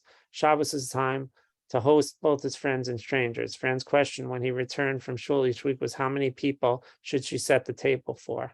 He brought countless people to Judaism through his incredible open hands, open home, open heart. Many of these people are now serving the community in ways that he showed, as well as positions in the rabbinate. Throughout his life, he was known as a giver. The expression he would give his shirt off his back was taken literally. Anyone who came in contact with him, he would only wanted to help, whether it was to offer advice, monetary support, or a place to stay, or friendship and guidance. Hal and his Fran felt blessed with 4 children, 22 grandchildren, many great-grandchildren, all who were the center of his world. Sharon Cohn. So we just lost Sharon. Sharon Cohn of West Orange was an extraordinary wife, mother, sister, daughter, teacher, friend. She lost a courageous 15-year battle of breast cancer on June 25th, 2022 at age 54. She spoke about this to our shul. We mentioned it in shul, but she was not too long ago, she spoke about how her courageous struggle was in dealing with it. A Brooklyn girl through and through, Sharon was born in Bensonhurst on July 27, 1964, to Beatrice and Harry Morgenstern. Sharon attended Yeshiva Flatbush for elementary and high school and Brooklyn College, excelling always as a gifted student with a beautiful voice and a beaming smile. Sharon met the love of her life and best friend Josh Cohen on a blind date and never looked back. Josh proposed to Sharon on Heartbreak Hill while running in the 100th Boston Marathon. Their love never wavered, and this past December, they celebrated their 25th wedding anniversary. Sharon was adored kindergarten teacher at Joseph Kushner in Livingston. That's an understatement. Everybody was really enamored by her, all her students and the parents as well. She shared her profound love of children and the deep passion of Judaic studies. She worked tirelessly to provide a nurturing and stimulating learning environment for each of her beloved students. Sharon's greatest legacy are her three beautiful, kind, and compassionate children, Rebecca, Abby, and Zach Cohn. Mortimer Cohn. Mortimer, he was such a character in our show for a long time. Mortimer, our beloved Morty, passed away on December 8th, 2021 at age 105. I'll just tell you a quick story. So Moshe Glick once he ran over to Mortimer Cohn. I think I mentioned this a number of times, but I'll say here, Moshe Glick ran over to Moshe Cohn and he goes, 105. How'd you do it? How do you live for so long? What's the secret of long life? And so Morty Cohn said, when I reached 100, I asked myself that question. And the answer is, it's such a fitting message for Tisha B'Av. He says, you just got to roll with the punches. He was known for his sense of humor and upbeat personality that drew people to his presence. Born in the Bronx to Jacob and Rose Cohn, he grew up in Far Rockaway and attended City College, where he played violin in the college orchestra. After graduating from the University of Pennsylvania Dental School, he joined the Army and spent much of World War II as a dentist at our base at Antigua. He was especially proud of arranging a Passover Seder for the Jewish troops on the island. He had the matzah, the wine, haggadahs, and even a rabbi flown in for the event. He later opened his dental practice in the Upper West Side, becoming known for his meticulously warm and compassionate care. He married Eleanor Asher and moved to Passaic, where he was closely connected with the Hillel Academy and the Jewish community. In his younger years, he won amateur tennis tournaments and later took up golf, getting his first hole-in-one at age 83. He lost his sweet daughter, Judy, at age 9, and his wife, Eleanor, much too young. He said that the secret to reaching 105 was to roll with the punches. He had always had a smile, lived the present, and looked to the future. He had a beautiful marriage with Bunny Abelov and enjoyed many wonderful years with Gilda Lieberman. He's survived by Gilda and his son Jay and partners Svetlana, nieces and nephews, Sandy, Barbara, Sharon, George, and many grandnieces and nephews. So that was Mortimer Cohen. Benjamin ben Yosef Galmidi. Benjamin was the fifth of 10 siblings born in Egypt. The family moved to Uruguay, South America. Like many of the oldest siblings, he helped to share family responsibilities. He graduated from technical school with skills learned that helped him in his future. At a very young age, he decided to make Aliyah, being the first one of his family to immigrate to Israel. Later on, most of his siblings and their family followed him. As a member of IDF, he was deployed twice to Sinai in 67 and 73. He was a businessman and active in Kiruv. He was married for more than 50 years and helped make his family strong in Torah mitzvahs. He was a true role model for his family and all those who knew him.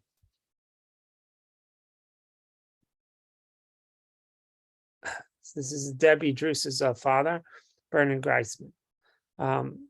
This is what Debbie wrote, tribute to my father. My father, Bernard Greisman, lived to be 96 years old. He died on April 10th, 2022. He would tell me that he never expected to live so long, to be married to my mother for over 71 years, and to know his great-great-grandchildren. He was born to Anna and Hyman Greisman on March 15, 1926, and grew up in the Bronx during the 30s and the 40s. At age 18, he enlisted to serve in the U.S. Armed Forces, and he was trained for active duty. He and my mother retired to Tucson, Arizona, after living in Larchmont, New York, where my father was editor of the J.K. Lasser Your Income Tax Book. He was an active member of Beth Emes Synagogue, where he learned Torah, and a community leader for the Westchester Board of Hebrew Schools. My father loved teaching himself to learn. He was an avid reader and developed an extensive home library, particularly in Torah learning, world history, literature, and philosophy. He explained much of his learning and readings to us, and to this day, in his editing style, when one reads his books, you'll find underlined sentence and notes which are insightful and instructive, and enjoyed discovering rare books, both ancient and modern. Judith Moskowitz, alongside her husband, operated Moskowitz's kosher meat market. She was a longtime West Orange resident. Judith Moskowitz died peacefully in her home on October 3rd, 2021, surrounded by her loving family. She was 95. Judith Moskowitz was predeceased by her beloved husband, 50 years, Irving Moskowitz. She is survived by her daughters and all the different names. She is also survived by her 8 great-grandchildren. And she was born in Czechoslovakia. Judith immigrated to the United States in 1950, and along with her husband, operated the Moskowitz kosher meat market in West Orange for several decades. In retirement, Judy enjoyed sewing, cooking, reading, and relaxing by the ocean in her sunny Isle, Florida condo. In the funeral, there was some really great stories told about Judy. How they brought kosher food to West Orange. They really the ones who helped build up this. The Moskowitz family really helped build up this community. You're not a community until you have, especially in those days, it was harder. You needed a butcher. You needed kosher food, and then that really put the community on the map. It was very, very important. It shouldn't be, we see the resources that we have today, and we forget who the people who came here and struggled to build it up, and the Moskowitz family were ones who did that. So the takeaway I have for Kinnot 21 is, what legacies are we going to leave when we depart this earth? 2 minutes, we're going to read Isaiah 1.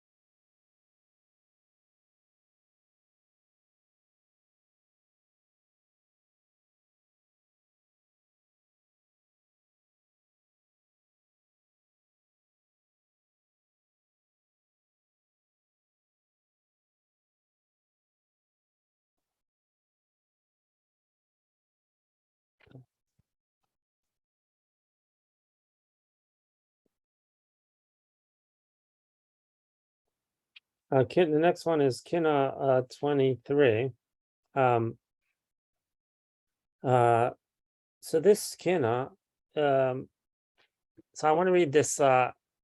This is in the book Facing the Glass Booth, the Jerusalem Trial of Adolf Eichmann. And so it asked the question, why didn't the Jews resist? This is a question that people always, when they look at the Holocaust, so when we sit back, when we're not facing the issues that the terrible issues that they had to face, so it's easy for somebody to sit back and say, oh, if I was in that situation, I would fight, I would do X, Y, and Z. So I found this, so this is written in this book. I found this very interesting to read. I return to the subject of why didn't you resist? I think this is indescribable. A person who was not there wouldn't understand. It was the third year of the war. We have been through a lot. There was still some hope. We were working. They needed us. It was clear that if something small was to be done, there was no problem to do away with us. So many of them, it is impossible after 18 years to describe the fear. At the end of the day, it was a horrible fear. Facing the machine guns, watching a young boy being hung, losing your capacity, belief that the war will end. There was a camp of 1,000 Poles in the same situation. The camp was just 100 meters away, 330 feet from their homes, and they never tried to escape. Where could the Jews have gone? We were wearing concentration camp uniform, our head shaved. In 1943, we did not know yet what happened to the transports. We knew only later. It is impossible to describe today what happened then, etc., etc., and so on and so forth. The witness said all these things sitting down. At times, his voice faded and became inaudible. Then abruptly, he would speak up, trying to justify himself to the judges, to the people, to the whole world. So powerful, thinking about this in hindsight, it's easy to deal with, but when you dealt with when people deal with all these terrible situations throughout the generations, so imagine yourself in those situations.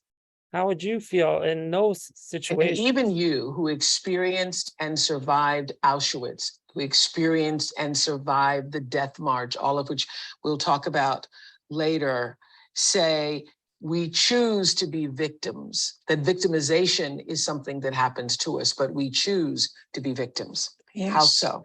Yes, because I am not a victim. It's not my identity. It's what was done to me. Mm-hmm. And that is very important, that it's not my identity, that I'm a whole person who can have joy and passion today rather than living in a past and becoming, unfortunately, a prisoner and a hostage of the past. So I wanted to show you this, even though these things happened to them and they couldn't, they when they were in that situation, they couldn't, but we still are able to choose how we react in our minds. And especially later, as we now think about it, how we want to define ourselves. We can't let it hold us back forever. And the next video is a very powerful video. The question is how do you do this? How do you go on after such a crazy tragedy? This is a person, he lost his 7 children. I don't know if you remember that fire. It's crazy when he lost all 7 of his children. When I was a teenager, my mother died, and our family just didn't feel like a family anymore. So all I wanted my whole life was to have a big family with lots of love and warmth. So I got married to a beautiful woman and gave my oath to raise my family. I had the family of my dreams. 8 beautiful children that were so pure and full of life, with lots of joy and love. I was the happiest person in the world. I would always make sure to spend the Sabbath, the Jewish day of rest, with them. My wife would light candles every Friday evening to usher in the holy day, and I would go to the synagogue with my older children. When I returned, I would be joyfully greeted by my family, all freshly bathed and dressed up for the Sabbath. I would make a blessing over the wine and bless each member of my family and give them a warm hug and a kiss. And then we would partake in the festive meal, with each child having his or her turn to speak, sharing what they had learned that week. We would sing songs together and just enjoy each other's company while being embraced by the love and warmth that I had always been looking for. Then, for some reason, one day, I made an exception and agreed to leave my family for the Sabbath. That Friday night, when everyone was sound asleep, after having a beautiful evening, a fire broke out in the house. The fire spread throughout the house in minutes. Being a day of rest, my phone was turned off. The police were looking for me all night and found me in the morning. They told me that there was a fire in my house. My wife and daughter are in the hospital. They took me to the police station. My sister's husband showed up with a rabbi and a medic. My brother-in-law told me that the other 7 children all perished. I couldn't even cry. I just fell on the floor and just started to scream my head off. I lost track of time, just screaming because the pain was so intense. It wasn't just the fact that I had lost everything that I cared about and strived for my whole life. It was that these children were just so precious. In the middle of all that screaming, I heard the rabbi tell me to stop and get up. So I did. Then the medic approached. He wanted to inject me with a calming agent. I told him to go away. I don't want it. I wasn't about to go numb and hide from the challenge. My dear kids gave me their final gift with their passing. It was the greatest gift that they could have given me, an opportunity to grow. I had to overcome in order not to waste their lives. Life is full of challenges, and they're all opportunities to grow. When faced with a challenge, we have a choice. Either we embrace the challenge and grow, or we resist and we suffer. The more we resist, the more we suffer. If you insist that life must be your way and you fight reality because you want to stay in your comfort zone, and you don't want to take responsibility for your life, then you'll end up suffering. You may become angry or depressed, or you may just go numb and apathetic. You can give up, or you can blame others or even the world. The choice is clear. So how did I cope? How did I manage? How was I able to get up when the rabbi told me to do so? The answer is when I said by the eulogy for my children, surrender. I surrender myself to God. I surrender myself to His will. I let go of everything that was dear to me. Otherwise, I would have broken. When one nullifies his ego, then you have access to the divine. You become unlimited. Your consciousness expands as the filter called me is removed. And you can see solutions to situations that you didn't see before. When you surrender, by definition, there is no resistance, and therefore there is no more suffering. A miracle occurs. Surrendering is not a one-time thing. The negative emotions and the despair keeps coming back. And I have to constantly surrender by feeling the emotions and letting them pass through me. God tailor-makes our unique challenges for each one of us, and He's also there to help us through it. But it has to be our choice. Otherwise, there's no reason for us to be in this world. God gives us challenges so that we could grow and reveal His greatness. He wants us to become great as well. He wants to take us to a greater place than we ever thought possible, to a life that is much greater than we wanted for ourselves. For me, it's clear. The only way is to trust in God. Then you connect to the infinite and everything becomes possible. Okay. When I was a teenager, You never know of any of these type of terrible situations. The takeaway: are we quick to judge others? Can we put ourselves in their shoes? We don't ever know what somebody's going through within their own lives. So we'll read Kinnot number 23. No more. It's a short Kinnot, no more than 2 minutes. Best Navech.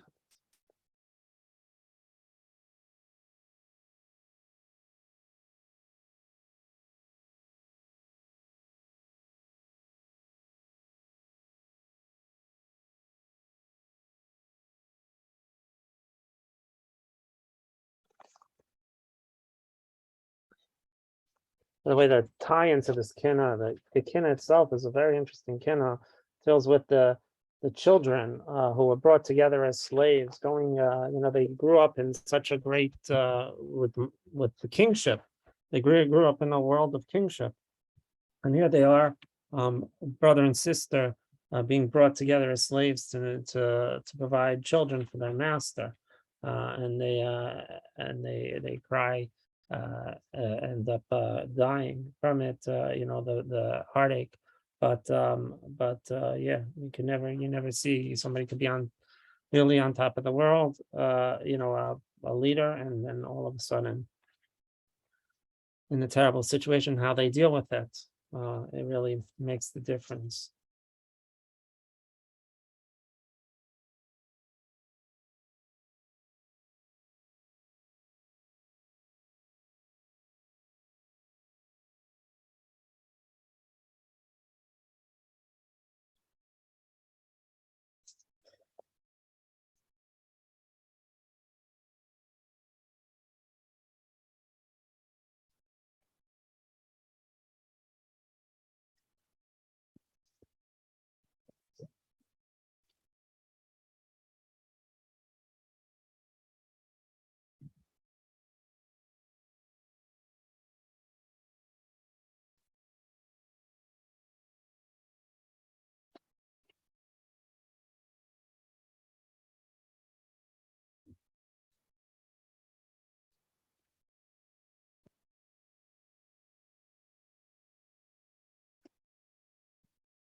The next Kinnot number 25. So this is a Kinnot written for the First Crusades. So look, I have, for as many as every video I show here, I have like tons. I have so many that I've cut out, and it was because we had to make decisions. I didn't. This could go on all day and all night. So this, I decided, rather than show about the First Crusade, which I talked about in the past, I decided to take a tragedy.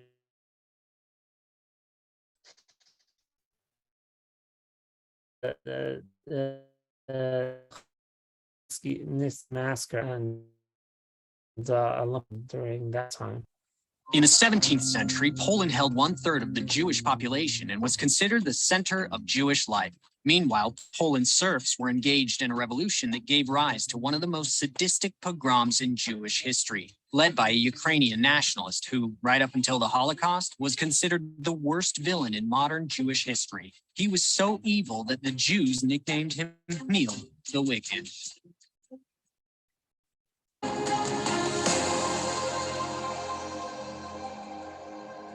As early as the 11th century, expulsions from Western Europe led Jews to find a new home in Poland. In 1264, the King of Poland offered his protection to the Jews, and by the 1300s and 1400s, Polish kings actively encouraged Jewish settlement. The Jews became prosperous, trading goods across networks that stretched from Venice to Crimea, and holding leases on a variety of assets. Their religious life flourished too, and by the middle of the millennia, Polish Jewry was experiencing a golden era. But as they rose in prominence, the Jews also faced escalating persecution. In the mid-1300s, Jews were blamed for the Black Plague. In 1399, a rabbi and 13 elders were accused of destroying church property and burned alive at the stake. But these acts paled in comparison to what was ahead when stirrings of rebellion threatened Jewish stability in the region. In 1569, Ukrainian territory fell under Polish rule, much to the dismay of the Cossacks, an adventurous Eastern Orthodox people made up of runaway serfs, bandits, and traders. The Cossacks created self-governing militias and opposed anyone perceived as a threat, including the Polish state. They hoped to one day free Ukraine from Poland's Catholic rule. 26 years later, Bogdan Khmelnytsky, the son of a low-ranking Polish nobleman, was born in central Ukraine. His mother, according to many sources, was of Cossack descent. By 1620, Bogdan had completed his studies at a Catholic college, and while many of his fellow students embraced Catholicism, Bogdan remained true to the Eastern Orthodox Church and his Cossack roots. Shortly after college, Bogdan entered into military service and quickly rose through the ranks of the Cossacks' military. Throughout the 1630s, national religious oppression from the Poles led to a number of small Cossack uprisings. While a free Ukraine was never far from the mind of a Cossack like Bogdan, he was generally not involved. Instead, he spent his time building a family and maintaining his estate. But everything changed in 1646 when a Polish nobleman laid claim to Khmelnytsky's estate.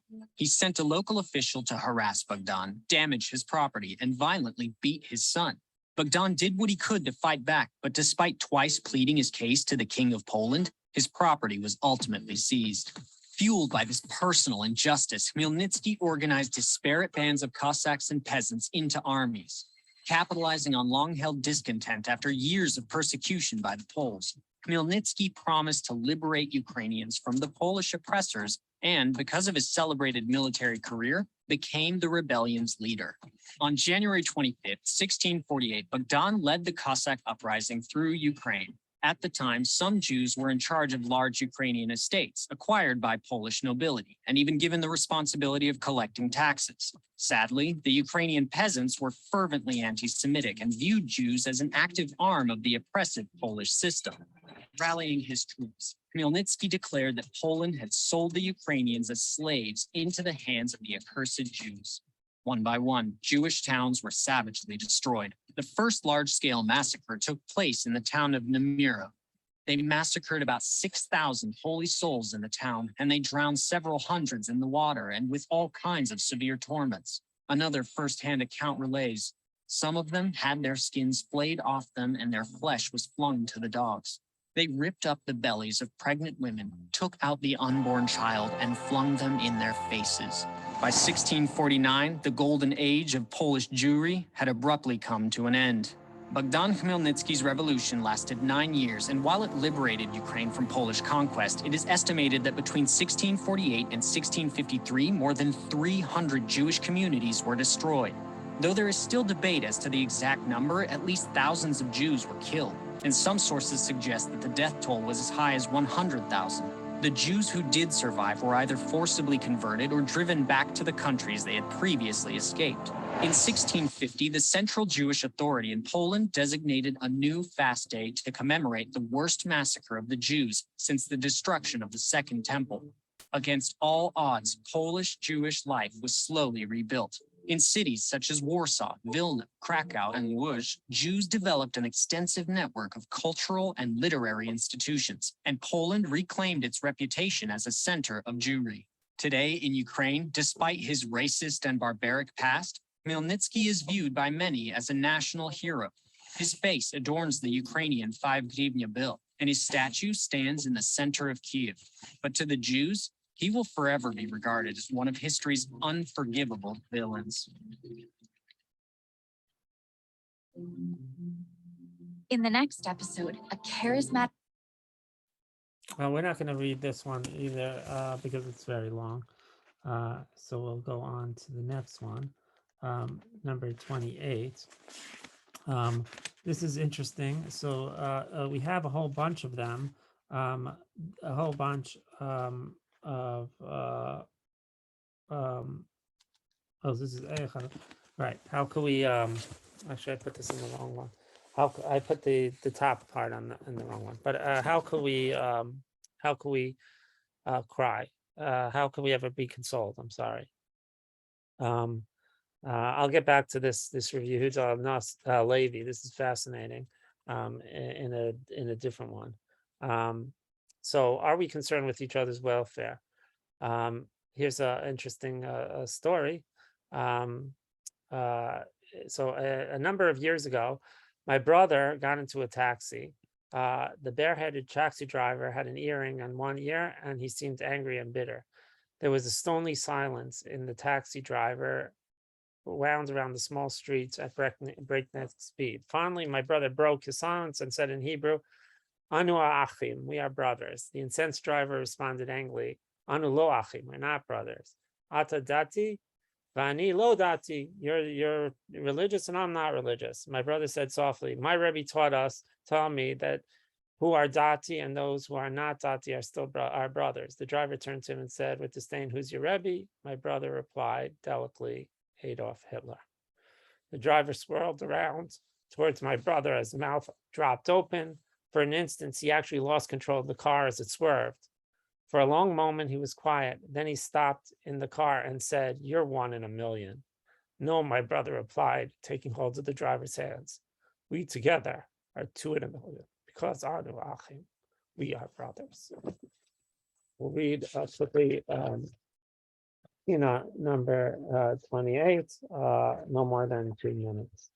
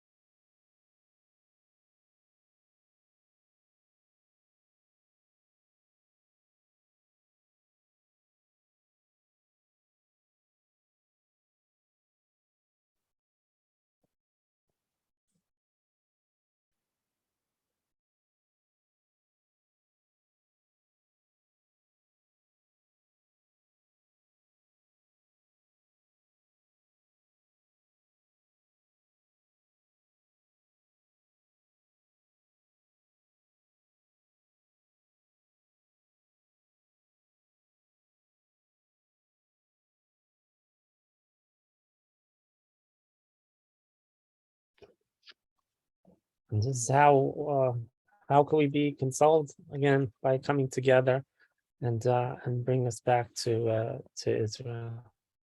I wanted to go back again. As how does that work? How are we going to become together?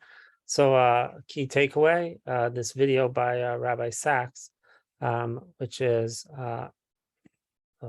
can't see, but 7 ways, sorry, keep moving everybody. 7 principles for maintaining Jewish peoplehood. Very good. Jews are an argumentative people. We are the only civilization known to me, all of whose canonical texts are anthologies of arguments. The prophets argued with God, the rabbis argued with one another, and each of those arguments is canonized. It's part of who we are. And we are people strong. We say the Lord is my shepherd. I remember once having a dialogue with the Israel by Sachs on everything, but then on most just arguers. And that's part of our strength. Our ability to argue cultural and every other way. Because no empire on earth has ever been able to defeat us. But we have on occasions been able to defeat ourselves. It happened 3 times. In the days of Joseph and his brothers, when the Torah says they could no longer speak peaceably together, they sold him as a slave, and eventually they all landed up, or their grandchildren did, as slaves. The second time was just a few years after the completion of the first temple. Solomon dies, his son takes over, the kingdom splits in 2, and as Abraham Lincoln said, a house divided against itself cannot stand, and that was the beginning of the end, both the northern and the southern kingdoms. The third time was during the Roman siege of Jerusalem, when the Jews inside the besieged city were more busy fighting one another than the enemy outside. Those 3 splits within the Jewish people caused the 3 great exiles of the Jewish people. So if we can argue together and stay together, fine. But if we split apart, there is disaster. How then do we contain that diversity within a single people bound together in fate and in destiny? Well, I think there are 7 principles. Number 1, keep talking. Remember what the Torah says about Joseph and his brothers? Lo yachlu dabro le'shalom. They couldn't speak him to peace. In other words, says Rabbi Yonasan Eibeshutz, had they kept speaking, eventually they would have made peace. So keep talking to one another. Principle 2, much more difficult. There's good news about the Jewish people and bad news. The good news is we're amongst the greatest speakers in the world. The bad news is we're among the world's worst listeners. Hence, rule 2, Shema Yisrael. Listen, Israel. Listen to one another. Hear what your opponent is saying. Listening is itself profoundly therapeutic. Number 3, remember why the law follows Hillel as against Shammai. The Talmud tells us that Hillel was humble and modest, but he taught the views of his opponents as well as his own. He taught the views of his opponents before his own. He labored to understand the point of view with which he disagreed. So rule 3, labor to understand the people with whom you disagree.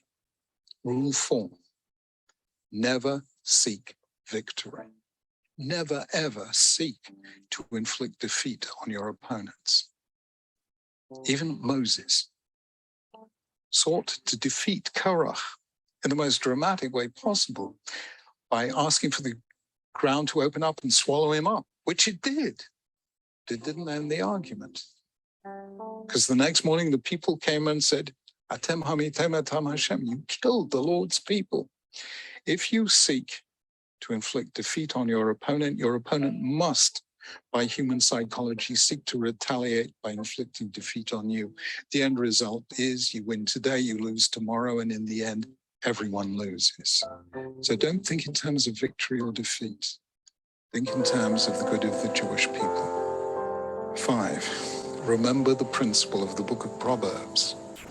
As water reflects face to face, so does the heart of man to man.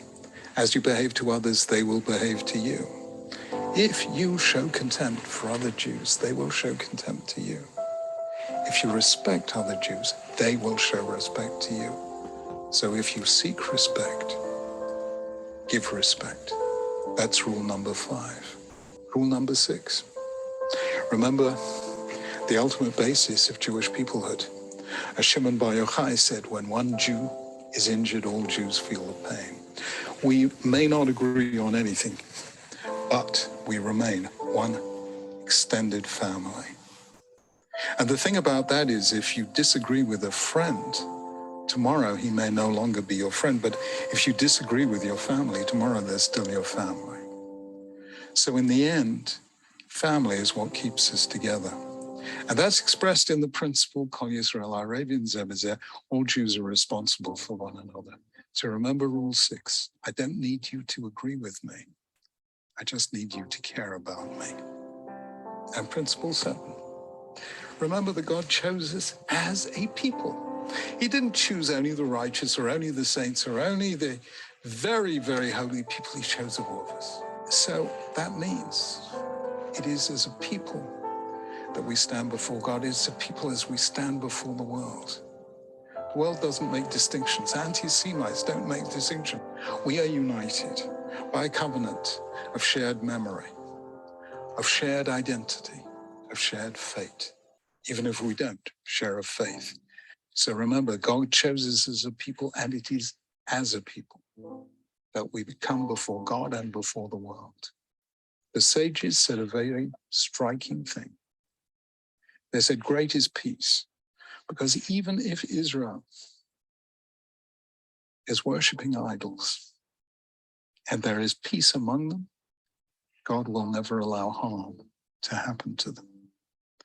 Go think about that. So next time you are tempted to walk away from some group of Jews whom you think have offended you, make that effort, that gesture, to stay together, to forgive, to listen, to try and unite. Because if God loves each of us, can we try to do anything less?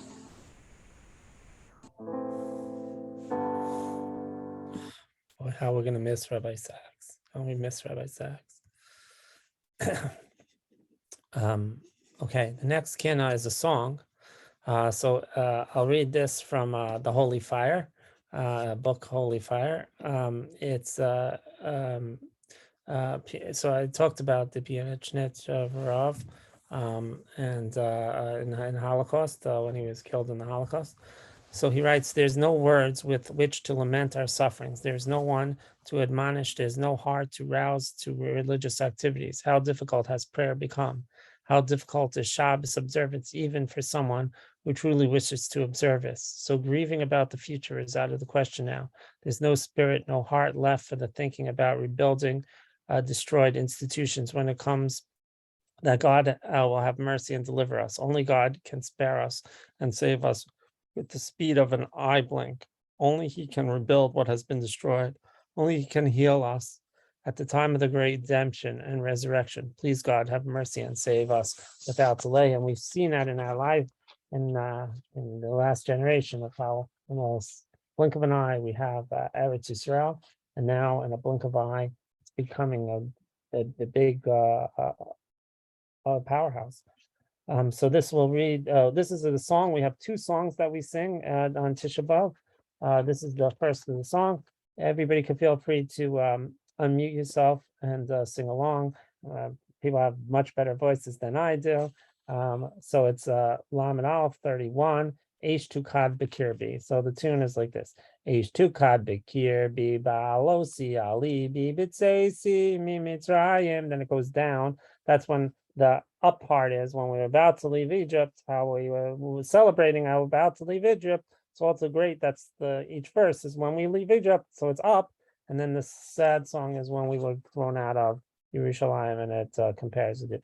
Kini ma'ira lamanas kira b'tzeisi mirushalayim az yashir Moshe shir lo yinashe b'tzeisi mimitzrayim Yichonen Yirmiyav v'nananein and Yavitzeisi mirushalayim Beis konan v'shachan ha'anan b'tzeisi mimitzrayim V'chamas el shechna alai kanana b'tzeisi mirushalayim Galei amram al v'chachma kamo b'tzeisi mimitzrayim Dunim chatafu ve'al roshit zafu b'tzeisi mirushalayim Gan shamayim mitzor yezuvu mayim b'tzeisi mimitzrayim ve'ano me'orim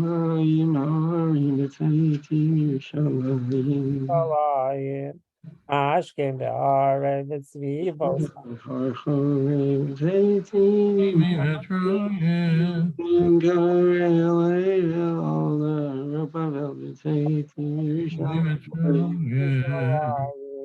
Umarek vod Adonai ke'esh ocheles b'tzeisi orek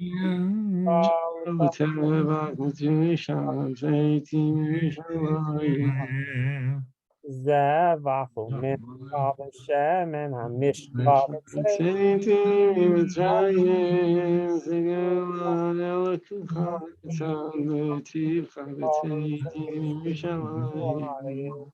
Tagim b'Shabbat os v'mofsim v'os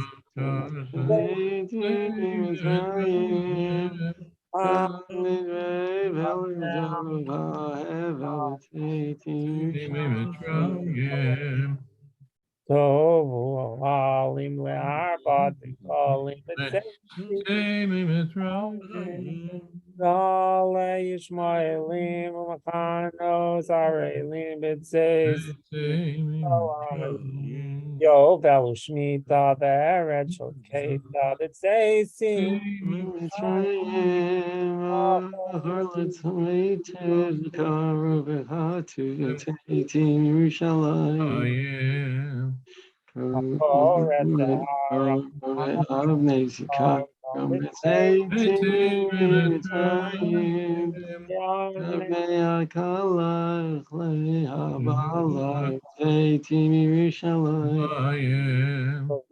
Aronim B'Shir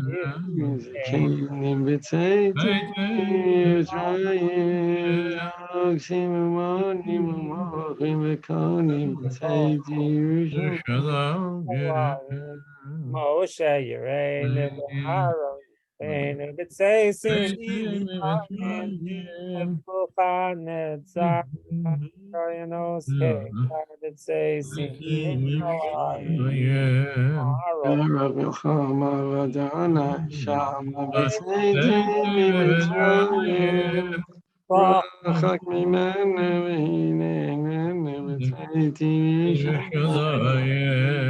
Isrei Kapo Paro Ches Visid Rei Mare Ches B'Tzeisim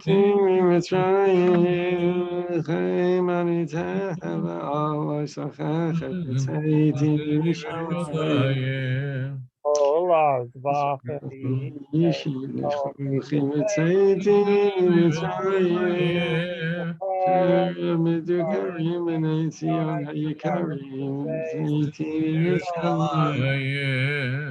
Arek Bos Echod Nitbol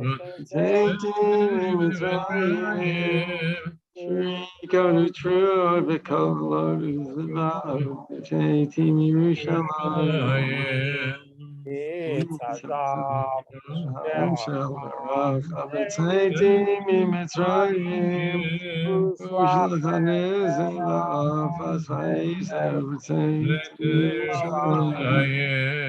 B'dei shal nevuna kavod Adonai nira b'tzeisim Kinnot Yeshua v'chatzos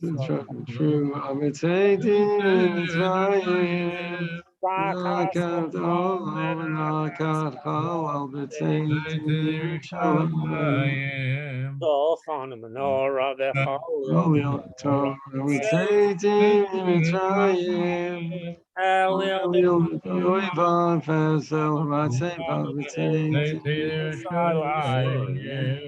Torah u'utak lei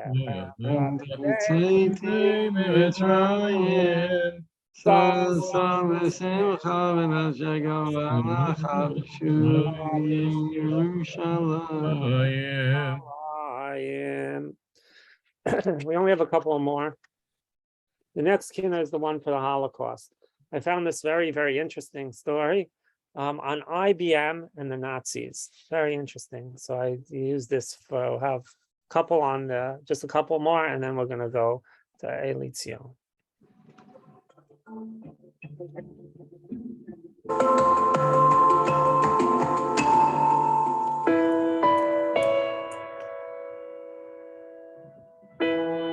Everyone is familiar with the train transports that carried the Jewish people to destruction in the Second World War. To coordinate the transport of millions of Jews on railways and into death camps with timing so precise that the victims walked out of the boxcars and into the waiting gas chambers required a computer.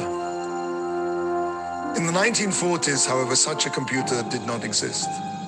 But there was another invention that could do the same job. The IBM punch card sorting system.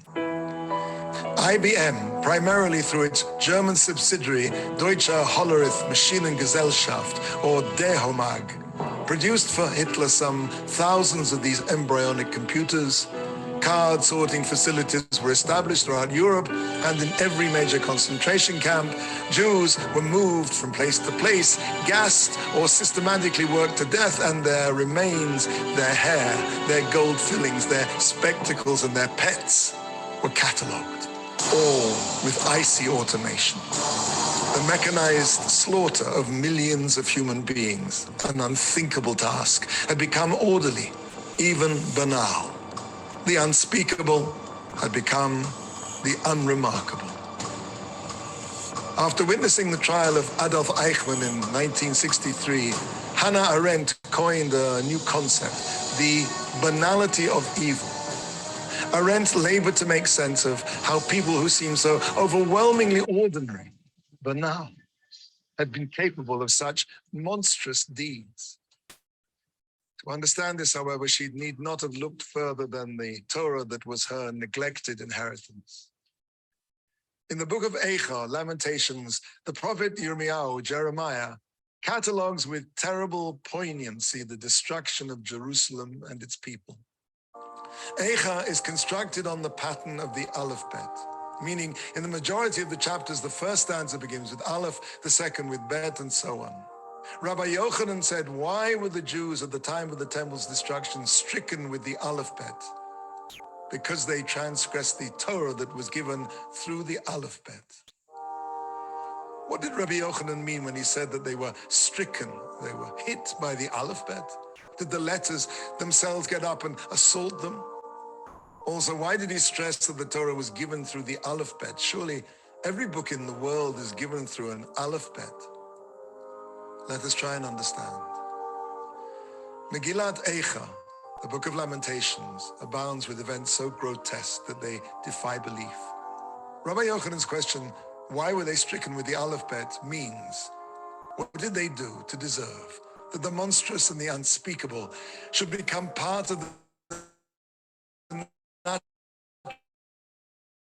natural order as ordered alphabet, all bound to the natural, monstrous, natural order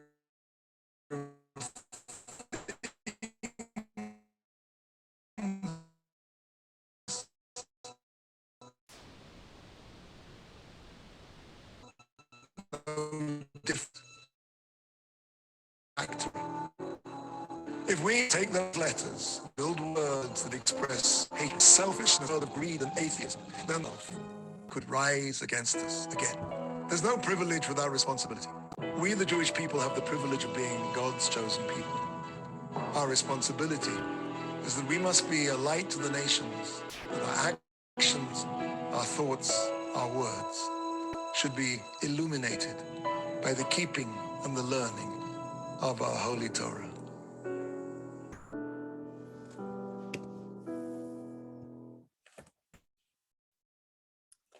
Here's a really powerful story. Holocaust. Again, we just have a couple of more here. One that I didn't do, which was, we had a whole bunch on Sion. And it was 36. I put it on 28 or something like that. If you want to go to I'll just tell you, it's on the All Parsha app. There's a great story on Rav Yehuda. He analyzes Rav Yehuda Levi and whether or not he actually went into this Rebbe Broid. He analyzes whether or not Rav Yehuda Levi ever made it into Eretz Yisrael. There's a whole story about him kissing the ground and then being killed. It's a fascinating account. It's worth watching his analysis and his research on this question. That was the one that we missed. This is a powerful story. Then we have one more song, and then we're going to do a Lead Sion. So listen to this story.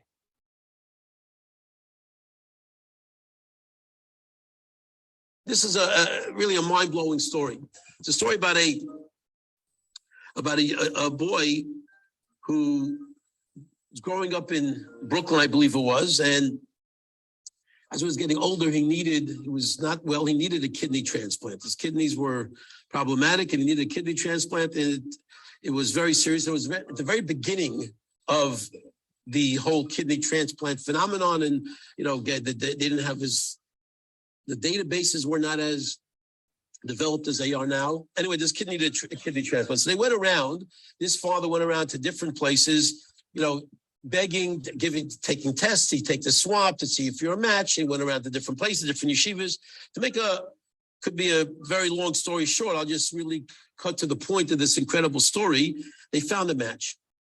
A boy was found to be a match, and the boy said, "I'm willing to give your son a kidney." The father was elated because it did not look good, and this was mamish like a miracle that this kid from this particular place ended up being a match. They found him, and that he was a match. Just maybe going back early '60s, maybe in the '50s. Exact story, exactly.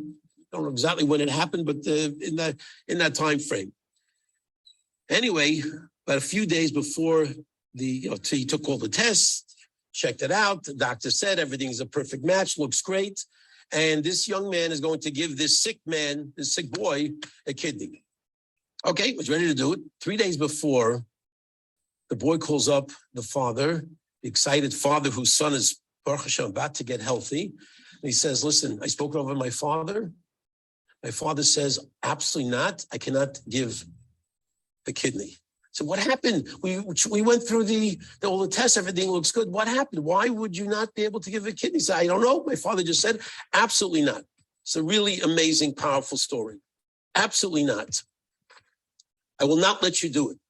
And he said, well, he called him up and he hung up on him. And he said, can I visit him? And he gave him his. Bottom line is, after trying here, there, and everywhere, this father goes over to the father who said no. He knocks on his door, rings the doorbell. The father opens up the door. He sees the father of this sick kid who's about to beg him, please, let your son give my son a kidney. They're perfect matches. And he just slammed the door in his face. Knocks on the door a few days later. A few minutes later, waits a few minutes, tries again. Don't you get the message? The answer is no. And he slams the door one more time. He waits maybe an hour. Maybe he hopes this time it'll work out. And he opens the door. He says, I told you, never will I let my son give your son a kidney. Now stop bothering me. And as he's about to slam the door real hard, the father sticks his foot inside the door, blocks the door from being slammed. And he says, I need an explanation. If my son's going to die, the least you can do is explain to me why you will not let your son give my son a kidney. He's healthy. The kidney's a perfect match. Why? Father looks at him and he says, you think you're going to fool me? You think I don't know who you are? You think for a second that I don't know what happened back in the concentration camps? Because I was there and I know who you are. I know you were a capo. You were one of those collaborators with the Nazis. I know exactly who you were. We were in the concentration camps together. Don't you remember me? And I had a son. And that son was 14 years old, and he was working with me, and we were somehow most 14-year-olds didn't last. Most 14-year-olds were sent to gas chambers, but somehow this kid was with me, and I was able to protect my own son. We were working together. One day, this guy from another camp came by, and he sees my son. He said, "What's that kid doing here? He's too young." And he told you, he saw you, and he told you, take this kid and send him over to Barrack B, where the gas chambers were. And instead of being a man, instead of saying, I'm not doing it, instead of risking your life before killing a 14-year-old kid, what did you do? You took him. In front of my eyes, you took him. I'll never forget that day. And you took my son to that gas chamber. And now you come to me and you want me to have my son that I was able to be blessed with, separate from the one you killed? And you want him to give your son a kidney? You want me to be involved in saving your son? Never, never. And the person at the door took a breath. He says, everything you said was almost 100% true. But let me tell you the end of the story. Let me tell you what you don't know. What you don't know, my dear friend, is that yes, I took your son. Yes, we went towards Barrack B, where the gas chamber was, where the crematoriums were, and that was my directive. But I couldn't do it, and I didn't do it. And I found a room, there was a room, a small room on top of those barracks where I hid your son, where I hid your son every single day. I gave him food every single day, a little bit of morsel just to survive. And when this war was over, I looked for you. I looked high and low for you, trying to reconnect that boy who I protected because I could not kill him. And I could not follow those Nazis, orders. I could not follow their orders. I kept him alive. And when I couldn't find you, I had no choice but to raise him as my own son. So my dear friend, once you know the rest of the story, you will realize that I'm not asking you to save my biological son. I'm asking you to save your son. Because a boy that needs a transplant, and the reason why those two are perfectly matched is because they're brothers. And that's why it is your son that is being asked to save your son, his brother. And obviously, with that, the emotion started to pour and they cried, and obviously the surgery went through, and ultimately he saved his brother. Rabbi Isai, when you stop and reflect about this incredible story, amazing Hashgacha Pratis. Number one, who runs the world? You're going to tell me this all happened just out of the clear blue? HaKadosh Baruch Hu didn't orchestrate that? Again, one of millions of stories that are hard to believe if you don't introduce the fact that HaKadosh Baruch Hu runs the world.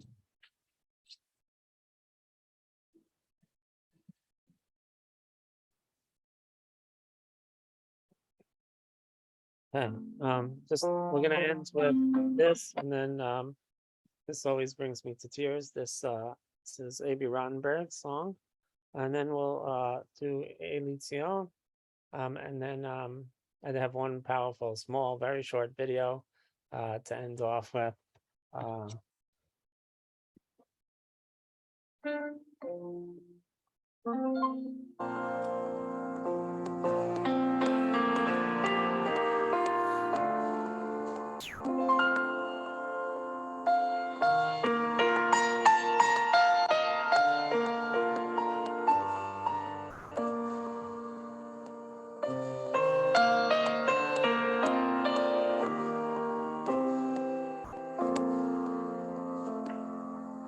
I met a man last Sunday who was on his way back home from a wedding in Chicago and was traveling alone.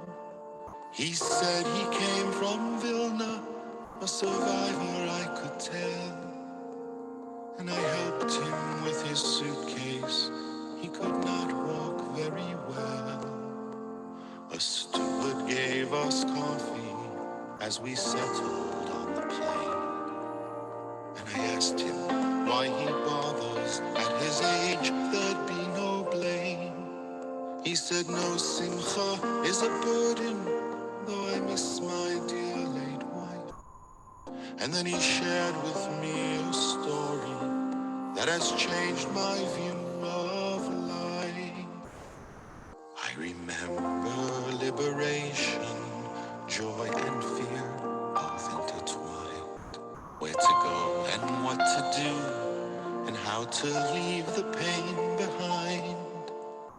My heart said, go to Vilna, dare I pray yet once again, for the chance to find a loved one, or perhaps a childhood friend.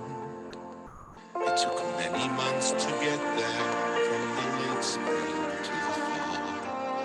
And as I, many others, close to 400 in all. And slowly there was healing, darkened souls now mixed with light. When someone proudly cried out, Simchas Torah is tonight. We danced round and round in circles, as if the world had done no wrong. From evening until morning, filling up the shul with song. much close to our hearts. In their place, we held the future of a past so torn apart.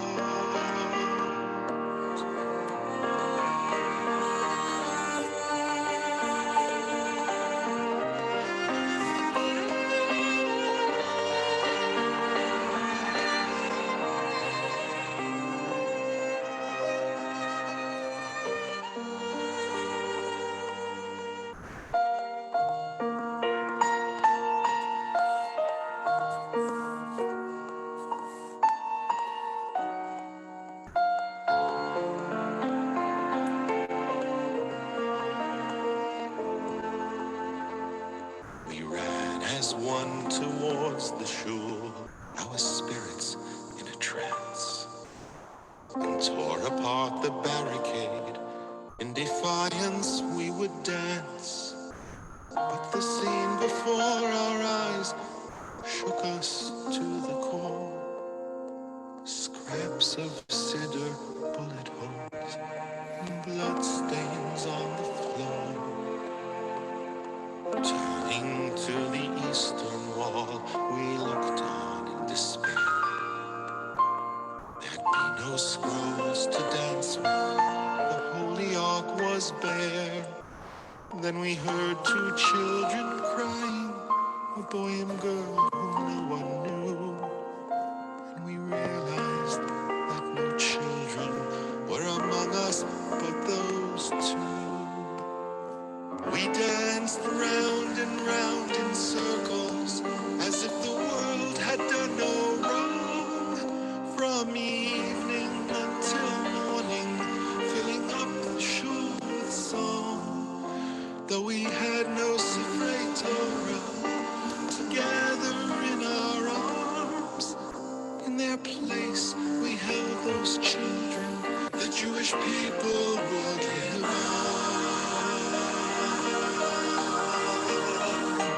Am Yisrael.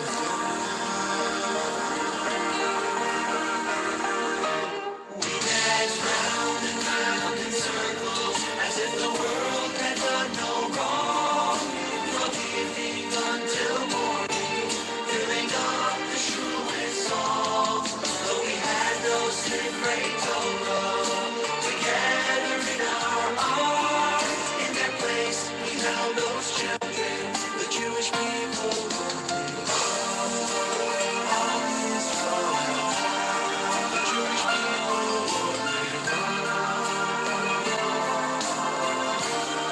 The Jewish people will live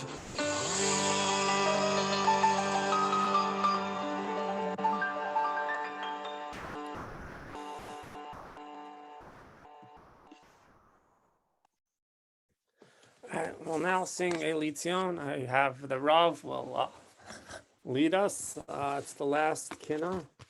And then I have just one very, very short video, powerful video to leave us off.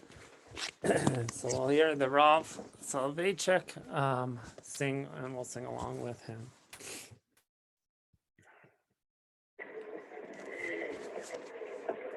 Litzion ve'areha k'mayim shabitzireha b'chibitzulas chadurasak abamureha.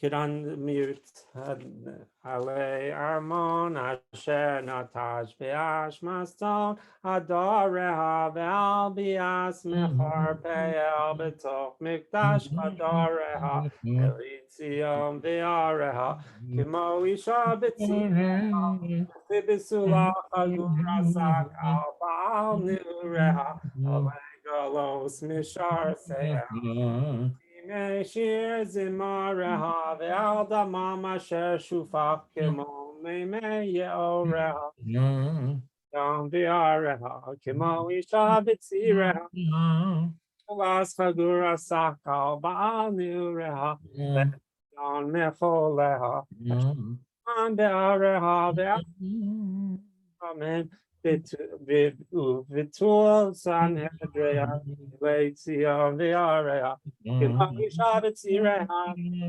Sulachagura sa Amureale. The fate to me the how pit me give a before reha the locale we call Miss Beha kick to reha elitium the areha the reha the last fagura sak bal new reha nilacheha and David give the reha the al yam asher chashak Be'esura ketara be'areha kimo ishavitzi reha b'chibisulat chagura sak amnureha asher gala be'es korban be'vireha be'alochesh asher lachat v'sak sakim chagureha Yon be'areha kimo ishavitzi reha b'chibisulat chagura sak Al nu reha le machat v'ro makos shehuku nezireha ve'al nifutz ale sela leha uneareha leitzia ve'areha kemo isha b'tzireha ulas chagura sak al nu reha le simchas oyeveha tzachaku al shevareha ve'al inoi b'nei chorim nidbi Veha tehoreha, Bailitzion, Viareha, Kimo Itzabitzireha, Nefibitsulas Fagura Sak, Almanureha, Pesha Asher, Ibu Salodereha, Ashureha, Beatzivos, Kehaleha, Shizufeha, Shehoreha, Viareha, Kimo Ishavitzireha, Nefibitsulas Fagura Sak, Al Baal Nu Reha Lekos Mechar Feha Beis Rabo Pegara Das Niga Zeha So Mishkan Chatze Reha Beareha Kimo Isha Vitzi Reha Nechivin Sulas Hagura Sak Al Baal Nu Reha Leis Shimcha Asher Chula Befi Kame Mitzi Reha Ve'al Tikan Yitzav Cheula Kishov Shma Amoreha Eletzion Ve'areha Isha Getzireha V'Fidisula Chaguratza Bal Nureha. Just like a pregnant woman, and it has all that pain.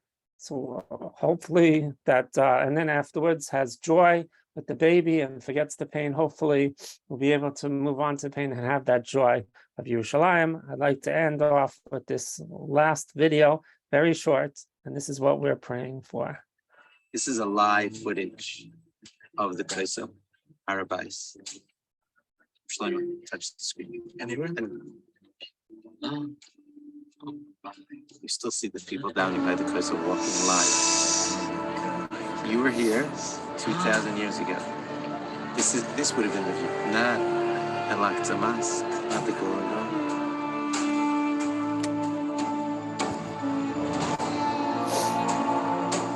So we hope that that should be soon, and next year we shouldn't have to have Tisha B'Av. If we do, maybe we'll be able to get together a trip to go to Poland. I want to thank everybody for coming to the Kinnot, and you have all day. Again, 1:02 here is Chatzos, and 1:30 is the first Mincha. 6 o'clock we're going to have a video program, and then